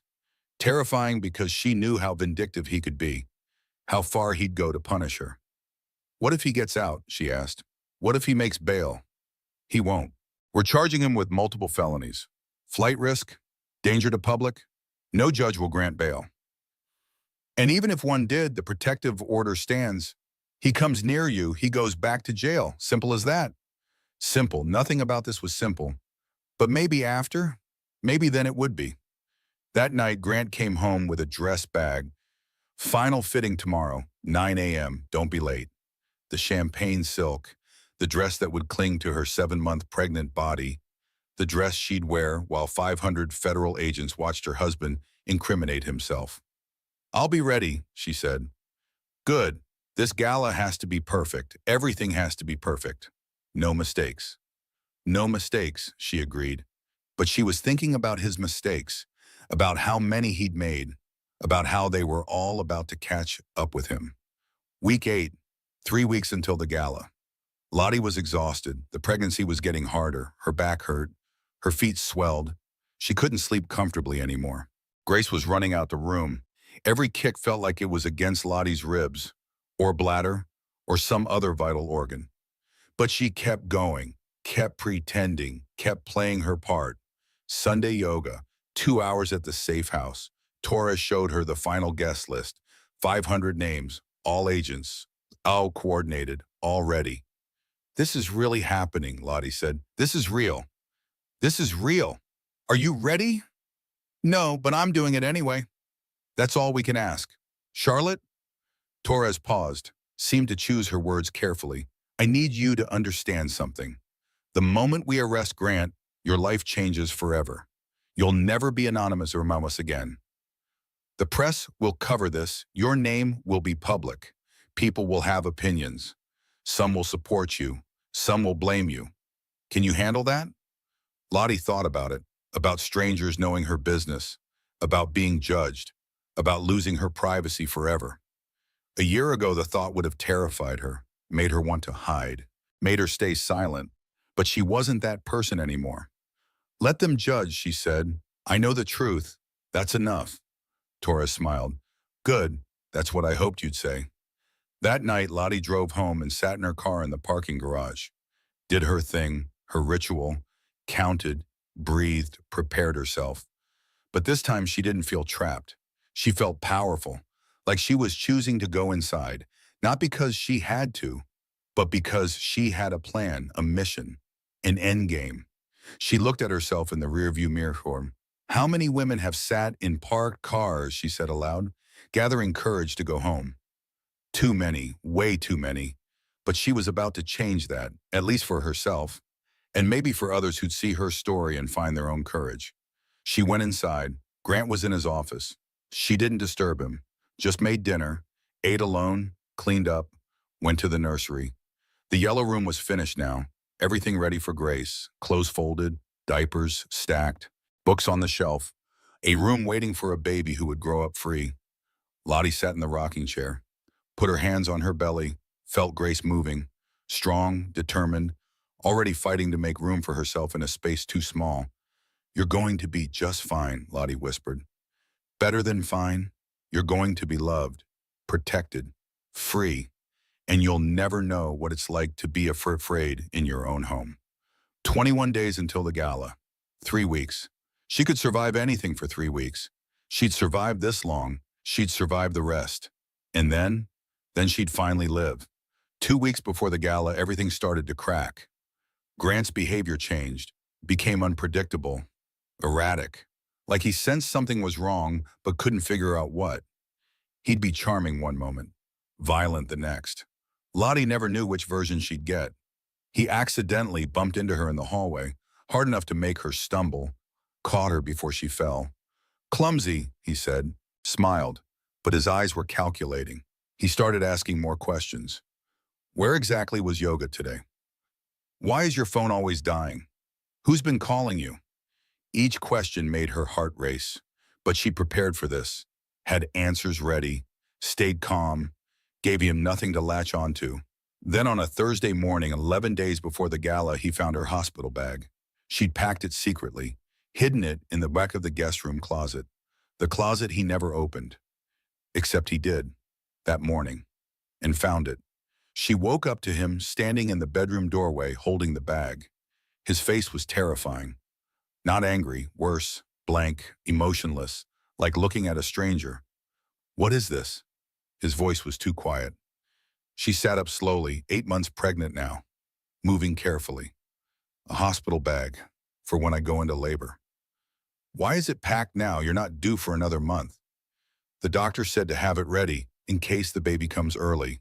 He walked toward the bed, set the bag down, unzipped it slowly, started pulling things out. Clothes, toiletries, phone charger, then the manila envelope. Her heart stopped. Inside were copies of documents she'd made, bank statements, property deeds, things she shouldn't have had access to, things Torres needed, things that would reveal everything. Grant opened the envelope, pulled out the papers. She watched his face as he realized what he was looking at. "What is this?" he said again. But different now, dangerous. Her mind raced. Spin it, deflect, lie. "I don't know. I must have grabbed the wrong envelope when I was cleaning your office. I can put it back." "Don't lie to me." He grabbed her wrist, tight, painful. She gasped. "You've been going through my things, planning something. What are you planning, Charlotte?" "Nothing, I swear. I was just..." "Just what? Just stealing documents? Just gathering evidence? For what? Are you planning to leave me?" "No. No, Grant, Because if you're thinking about leaving..." His grip tightened. She felt bones grinding together. "You should know. You'll never see this baby. I'll take her. I'll make sure you're declared unfit, unstable. I have proof. Your therapist, your medication, your anxiety. No court will give you custody." She stayed silent. Survival mode. Let him talk. Let him threaten. Don't react. "You're nothing without me," he continued, leaning close. Whispers. Poison. "You have no money, no gi, no support system. I've made sure of that. Everyone you know, everyone you love, they're all mine. They'll choose me, not you." He was wrong, so wrong, but she couldn't tell him that. Couldn't defend herself. Had to let him think he'd won. "You're right," she said softly. "I'm sorry, I wasn't thinking clearly. Pregnancy hormones. I've been anxious about labor, about being a good mother. I wasn't planning anything. I swear." His eyes searched her face, looking for lies, for cracks. She kept her expression calm, defeated, scared, gave him what he wanted to see. He released her wrist, pushed her back against the pillows. "Get rid of these documents, and don't let me catch you going through my things again." "I won't." He took the envelope, walked out. She heard him in his office. The paper shredder, destroying evidence she'd already copied. Evidence Torres already had, but he didn't know that. She sat in bed, trembling. Her wrist was throbbing, already bruising, dark marks where his fingers had been. She took a photo, another one for Torres, another piece of evidence. Then she started to cry. Not from pain, from something else.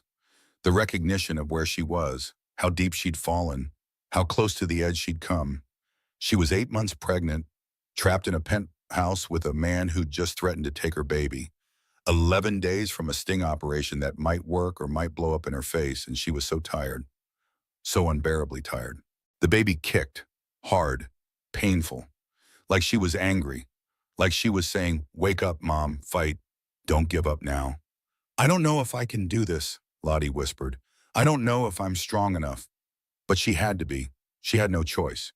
Giving up meant losing everything, meant letting Grant win, meant teaching Grace that this was normal, that women should accept this, that love looked like control, and she couldn't do that. Wouldn't. She got out of bed, went to the nursery, stood in the middle of the yellow room surrounded by things she'd carefully chosen. Each item a small act of hope, of belief in a future she wasn't sure would exist. "Starting over feels impossible," she said aloud, to Grace, to herself, to the universe. "But staying feels like dying slowly. And I won't let you grow up thinking this is love." The words felt like a prayer, a promise, an oath she was making to her unborn daughter. Whatever it took, whatever she had to survive. She'd protect Grace from this life. She called Torres from the bathroom with the water running, told her about the hospital bag, the documents, the threats. "Are you hurt?" Torres asked immediately. "Bruised, nothing serious." "We can move up the timeline. Arrest him now. We have enough." "No." Lottie surprised herself with how certain she sounded. "No, we stick to the plan. The Gala. I want him exposed. I want everyone to see. I want him to have no way to deny it, no way to explain it away, no way to play the victim. Lottie, he's escalating. He grabbed you, threatened you, that's assault. I know, but 10 more days. I can survive 10 more days. And then he's done. Completely done. No bail, no mercy, no second chances. Torres was quiet for a long moment. All right, but we're increasing surveillance. Agent Marshall will be outside your building 24/7. You have the panic button? Yes, in my jewelry box, disguised as a bracelet. Good, wear it. From now until the gala, you press that button and we come. Warrant or no warrant, legal or not, we come. Understood? Understood. And Lottie, what you said about starting over, I heard that. Hold on to it, because you're almost there. Almost free. Almost. 10 more days, 240 hours, 14,400 minutes. She could count it down, survive it, get through it. That night, Grant came home with flowers, apology flowers. He did this sometimes. Hurt her, then apologized with gifts. Made her feel crazy for being afraid of him when he could be so charming, so thoughtful, so loving. I'm sorry about this morning, he said. Genuine, warm, like he actually meant it. I've been stressed about the gala, taking it out on you. That's not fair. It's okay. It's not okay. You're my wife, pregnant with my daughter. I should be taking care of you. Not, he trailed off, didn't finish, didn't acknowledge what he'd done. He made dinner. They ate together. Talked about the baby, about names again. He changed his mind about family names.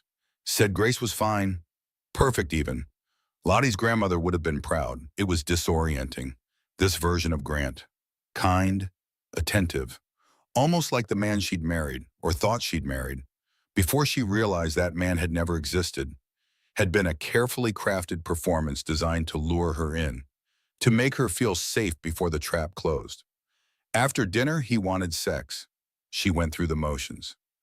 Let him touch her awkward, pregnant body. Let him take what he wanted. Hated every second, but played her part. Afterward, he held her, stroked her hair. I love you, Charlotte. You know that, right? Everything I do is because I love you. If this was love, she wanted no part of it.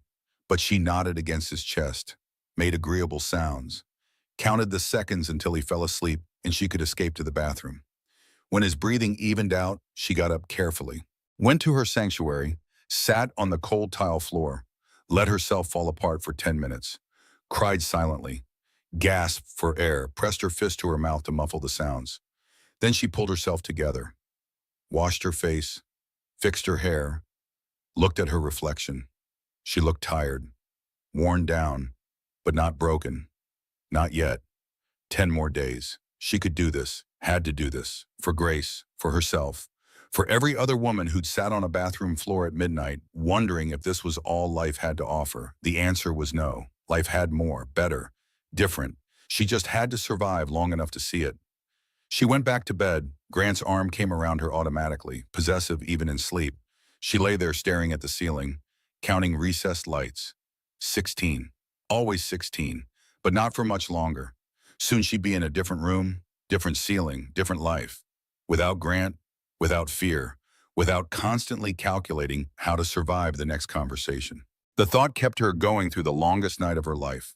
When morning came, she was exhausted, hadn't slept, but she got up anyway, made breakfast, acted normal, played her part. 9 more days until the gala. She marked it on her mental calendar. Crossed off another day survived, another victory, however small. Grant left for work. She had Sunday yoga, but first she had to get through Saturday. An entire day at home with nothing to do but pretend, but think, but count down the hours. She cleaned, reorganized the nursery for the 4th time, folded and refolded baby clothes, did everything she could to stay busy, to not think, to not let fear consume her. Her phone rang. Vivian, how are you holding up? Viv asked. I'm okay. Lottie, come on, don't do that with me. How are you really? I'm terrified and exhausted, and so close to the end I can almost taste it, but also worried that something will go wrong, that he'll figure it out, that the plan will fail. It won't fail. Torres is the best, and you're stronger than you think. I don't feel strong. I feel like I'm barely holding it together. That's what strength looks like sometimes. Holding together when falling apart would be easier. You're doing that every single day. That's heroic. Heroic. The word felt wrong. Heroes were brave, fearless, confident. She was none of those things. She was just desperate, surviving, doing what she had to do because the alternative was worse. But maybe that was enough. Maybe heroism wasn't about being fearless. Maybe it was about being terrified and fighting anyway. 9 more days, Lottie said. 9 more days. You've got this. After they hung up, Lottie sat in the nursery rocking chair, put her hands on her belly, felt Grace moving, still strong, still fighting for space, still reminding her what she was fighting for. You saved me, Lottie whispered. Before you were even born, you reminded me I was worth saving. The baby kicked hard, agreement, or maybe just stretching. But Lottie chose to believe it was agreement, chose to believe her daughter already knew, already understood. They were in this together. Mother and daughter, survivor and future, past and hope. 9 more days until freedom. 9 more days until the truth came out. 9 more days until Grant Reynolds learned that destroying women had consequences. Lottie rocked slowly in the chair, watched the city through the nursery window, imagined a different view, a different life, different everything. Soon, so soon. She just had to hold on a little longer. The final dress fitting was 5 days before the gala. Margot the seamstress welcomed Lottie with sympathetic eyes. She remembered the last fitting, remembered Grant's cruelty. This time Grant wasn't there. He'd sent Lottie alone with his credit card and a text message. Make sure it fits perfectly. The champagne silk was beautiful. Even Lottie had to admit that. It draped over her 8-month pregnant belly like liquid gold, made her skin glow, made her look ethereal, almost otherworldly. You look stunning, Margot said, truly, like a goddess. Thank you. How are you? The question was weighted, careful, like Margot was asking more than just about the dress. I'm good, better than last time. Good, that's good. Margot pinned him. You know, I've been doing this for 20 years, fitting dresses for society events. I've seen a lot, learned to recognize certain patterns. Lottie's heart stuttered. Patterns? Women who shrink themselves, who apologize for existing, who let their husbands speak for them. Margot looked up, met her eyes. You're different now. You don't shrink anymore. No, I don't. Whatever you're doing, whatever changed, keep doing it. You deserve better than how he treated you that day. Lottie felt tears prick her eyes.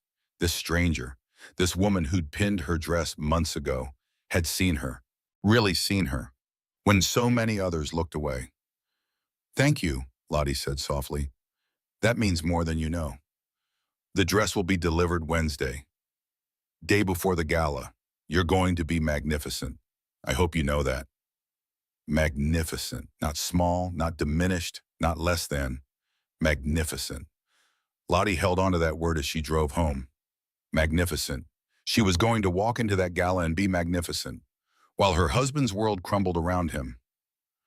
4 days before the gala, Grant started to unravel. Small things at first. Forgot meetings, snapped at business partners, drank more than usual. His hands shook when he thought no one was looking. Did he sense something? Did some animal part of his brain recognize a danger? Lottie didn't know, didn't ask, just stayed quiet, stayed out of his way, let him spiral. 3 days before the gala, Diane Reynolds came to visit. Grant was at work. She knocked on the door mid-morning. Lottie let her in cautiously. Remembered Torres saying Diane was cooperating, but wasn't sure what that meant practically.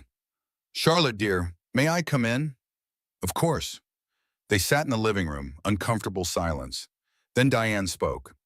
I owe you an apology, several apologies, for years of looking the other way, for defending him when you needed defending, for making excuses.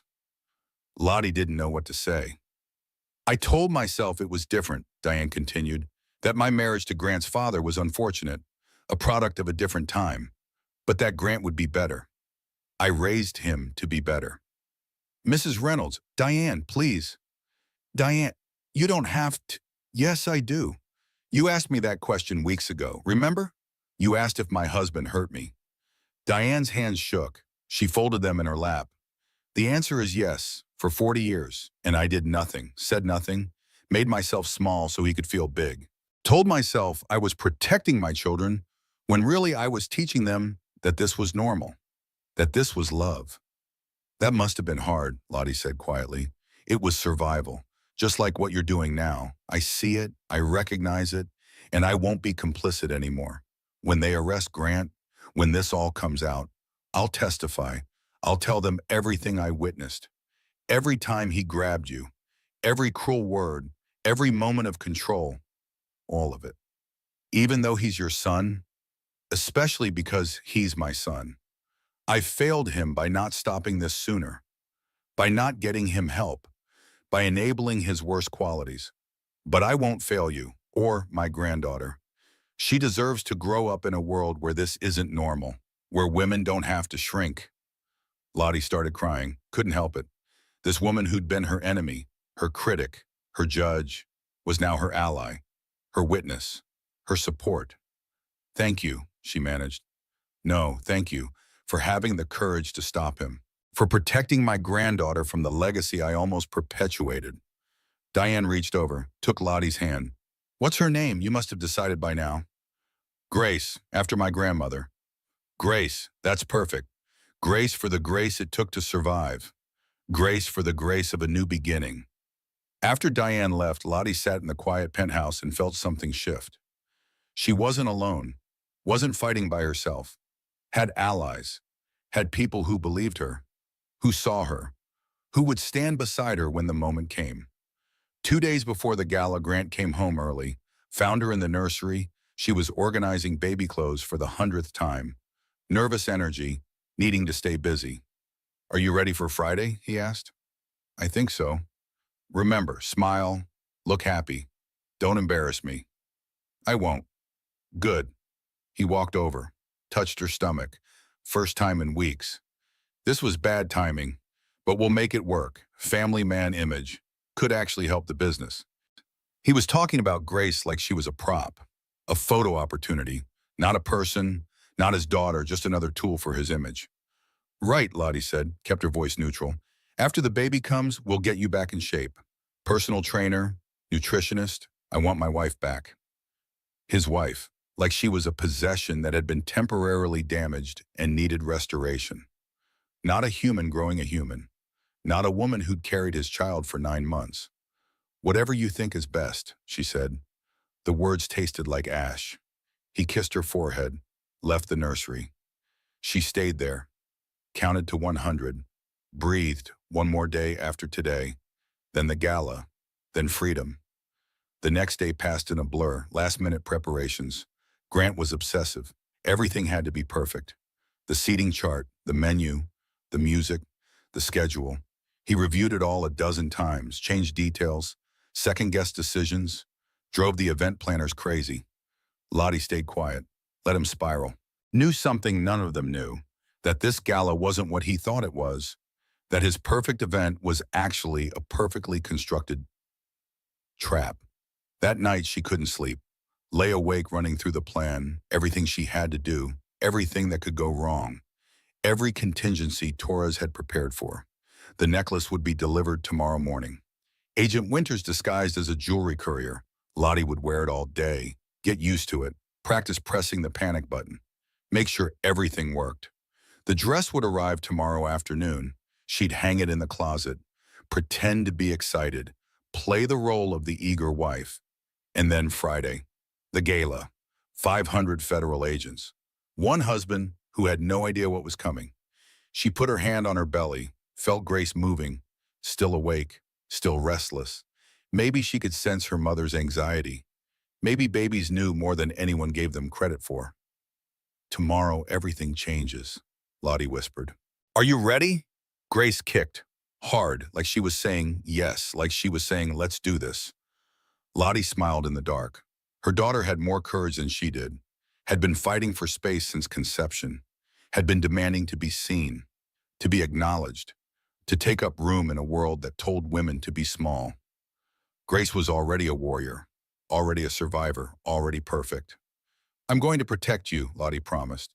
I'm going to make sure you never know what it's like to be afraid in your own home. Never know what it's like to apologize for existing. Never know what it's like to make yourself small so someone else can feel big. She drifted off sometime near dawn, slept fitfully, dreamed of the gala, of Grant's face when he realized, of 500 agents revealing themselves, of freedom. When she woke up, it was Thursday. One day until the gala, the last day of her old life, the first day of whatever came next.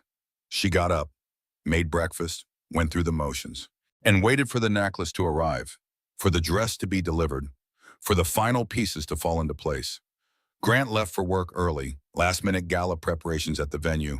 She had the day to herself, to prepare, to gather her courage, to become the woman who would walk into that ballroom and change everything. At 10 a.m., the doorbell rang. The necklace. She signed for it, closed the door, opened the velvet box with shaking hands. The pearls and diamond pendant gleamed, beautiful, expensive looking, perfect for the occasion, and completely weaponized with technology she couldn't see but knew was there. She put it on, adjusted it in the mirror, felt the weight of it, not just the physical weight, the weight of what it represented, evidence, protection, power. She practiced pressing the clasp 3 times, fast, deliberate, the panic signal. Nothing happened, of course. It wasn't activated yet, but tomorrow it would be. Tomorrow that panic button would be her lifeline. At 3 p.m., the dress arrived. She hung it carefully into the closet, champagne silk gleaming in the afternoon light, a beautiful cage, a gorgeous trap. Tomorrow she'd put it on.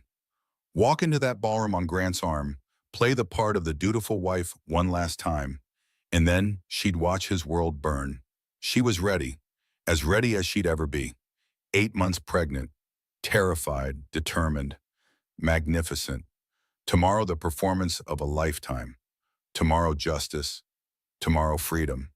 Tonight she just had to survive one more dinner, one more night, one more morning.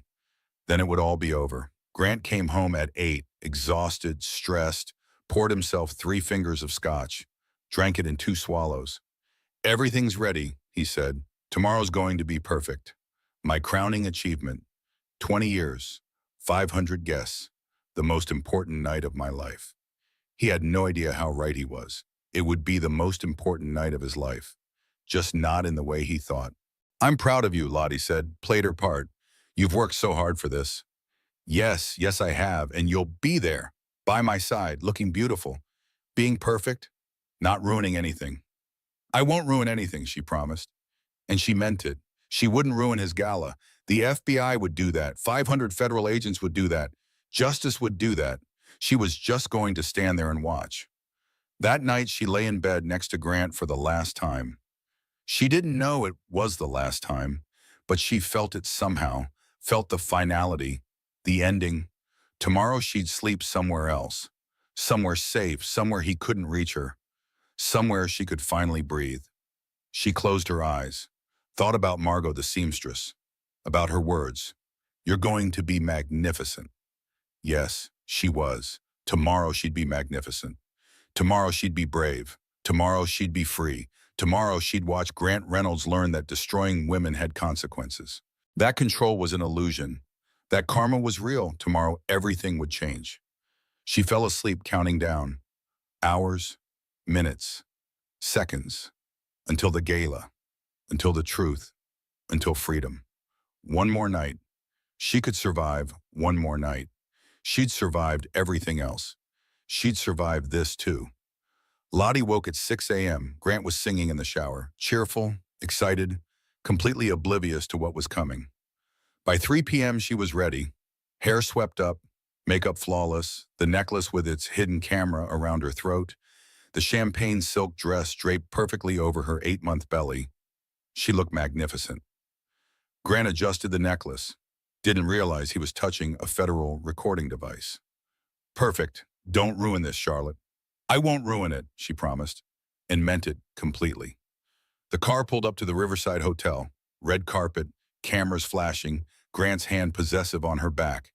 They walked inside together, his grip tightening with each step. The ballroom doors opened. 500 guests, music, laughter, the perfect party, except every single person was FBI. Agent Torres disguised as a tech CEO, Detective Marshall as a city councilman, Agent Winters as a fashion designer. 500 federal agents, all watching, waiting. Grant had no idea. He smiled, waved, accepted congratulations from strangers he'd never met, never noticed something was wrong. Lottie saw Vivian across the room. Real, solid. Their eyes met. You're not alone. Dinner. Grant's speech about vision and innovation and success. Every word a lie. 500 agents documenting everything. Then dancing. Grant pulled her onto the floor. His grip was iron, smile plastered for cameras.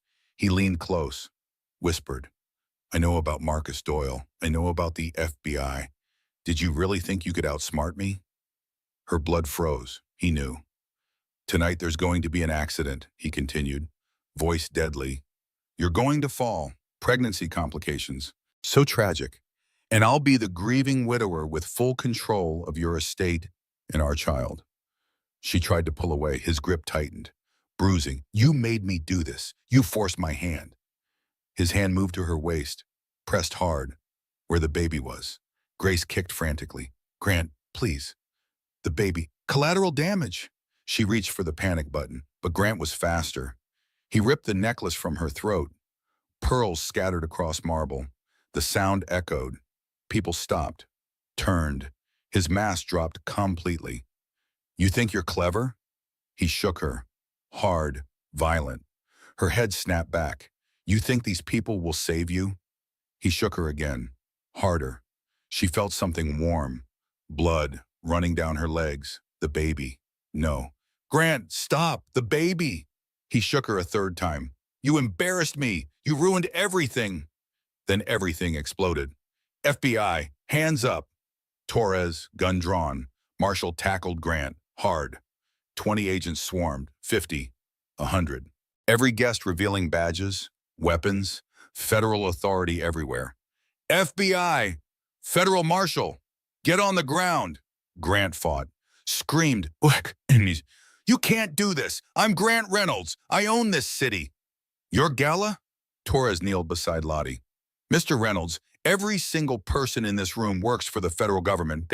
500 federal agents, all witnesses. His face went white. All of them? Every single one. We built this entire event just to catch you. Lottie was on a gurney, paramedics everywhere, blood, pain, contractions starting. The baby, she managed. Please. We've got you, both of you. As they wheeled her past Grant, she looked directly at him, spoke clearly, loudly. I'm not sorry. And she wasn't. Not for escaping, not for fighting, not for surviving. The ambulance, hospital, emergency surgery. The baby was in distress, too early, too fast. Vivian held her hand. You did it. You survived. Grace is going to be okay. Then a sound, a cry. High, angry, perfect. It's a girl, 7 pounds, 3 ounces, breathing on her own, strong. Grace, Lottie whispered. Her name is Grace. They brought him over. Tiny, red, screaming, perfect. Lottie touched her face, counted fingers, toes, everything whole. You're okay. We're okay. We're safe now. Recovery room. Torres came by. He's in custody, no bail, facing 43 counts. Wire fraud, securities violations, money laundering, assault, attempted murder, domestic violence, everything. The other women? 17 came forward tonight. After watching his arrest, you gave them courage, Charlotte. You showed them it was possible. Diane Reynolds came in tentatively. May I hold her? Lottie passed Grace to her grandmother. Diane cried, I testified, told them everything, every moment of abuse. I won't look away anymore. Thank you. No, thank you for stopping him, for protecting my granddaughter. Torres pulled out papers. Emergency protective order. Custody granted. Asset freeze. Your grandmother's property restored. Everything. You're free. Free. The word felt foreign, but Grace was real, warm, breathing, safe. What happens to Grant? Exactly where he deserves to be. Alone, powerless, watching everything he built come crashing down. That night, Lottie held Grace, looked at her daughter's perfect face. No idea what she'd survived, what her mother had done to protect her. Outside the room, federal agents stood guard. Inside, Lottie finally felt safe, finally felt free. Grant was in custody, Grace was healthy, they were both alive. It was over. Really, truly over. Tomorrow would bring new challenges, but tonight she could rest, just be, just exist as Charlotte Reynolds. Survivor, mother, free woman. She'd done it, against all odds, against all fear. She'd survived, and she'd never be that small, that scared, that controlled ever again. Grace slept peacefully in her arms. No nightmares, no trauma. Just a baby who would grow up knowing only safety and love.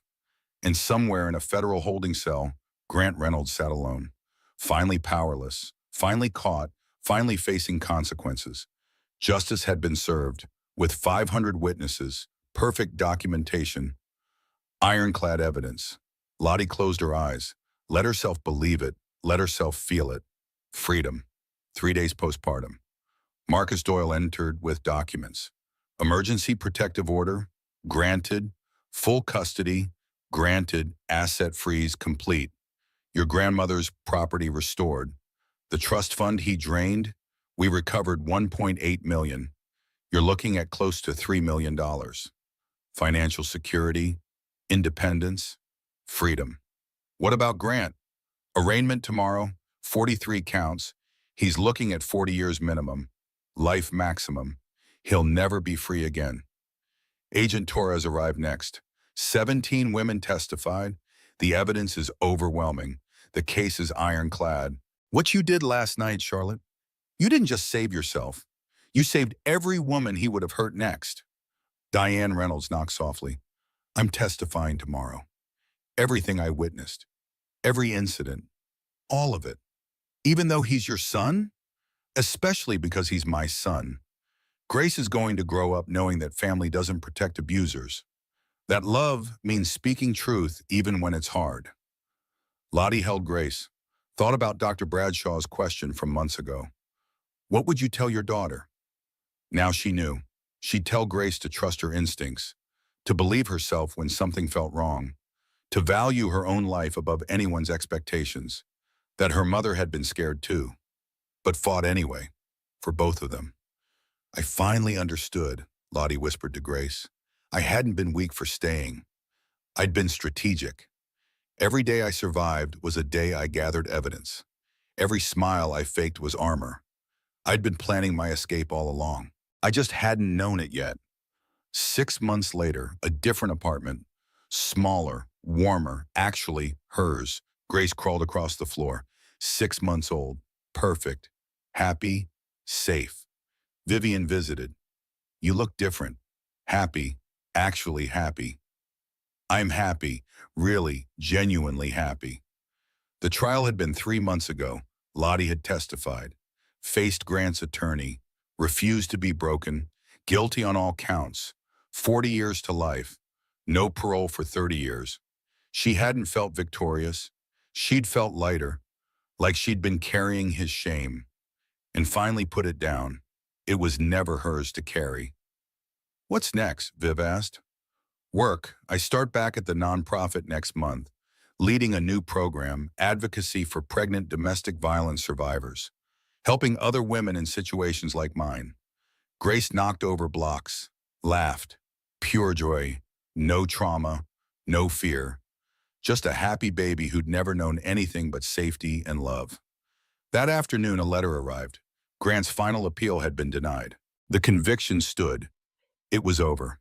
Really, truly, finally over. Lottie called Vivian.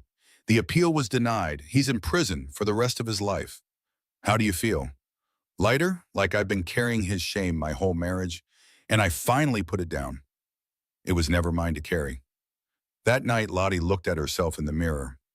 Really looked. She looked older, tired, but also stronger. I survived, she told her reflection. I protected my daughter. I stopped a predator. I changed my life. I did that. Me. She thought about the women she'd help at the nonprofit, the ones who'd call desperate, scared. She'd tell them escape was possible, show them proof, be living evidence. She'd tell them about grace, about fighting for your daughter, about finding strength you didn't know you had. She'd tell them about 500 FBI agents, about justice served publicly, about a man who thought he was untouchable, learning he was wrong. She'd tell them about freedom, about waking up without fear, making decisions without asking permission, existing without constantly calculating safety. She'd tell them it was possible, hard, terrifying, exhausting, but possible, and they'd believe her because she'd lived it, survived it, made it to the other side. She was Charlotte Reynolds, survivor, mother, advocate, free woman, strong woman, and somewhere in a federal prison, Grant Reynolds sat in a cell, alone, powerless, forgotten, exactly as he deserved. Lottie climbed into bed, closed her eyes, slept deeply, peacefully, without counting lights or jumping at sounds or wondering if she'd survive. She'd already survived. Survived. The hard part was over. Now came the beautiful part. Living. Tomorrow she'd wake up, care for Grace, start planning for work, build her new life brick by brick. Tomorrow was full of possibility, hope, freedom. Tomorrow was hers. She'd made it, against all odds, against all fear. She'd made it, and she'd never be that small, that scared, that controlled, ever again. This was her life now, her choices, her future, her freedom. And it was beautiful.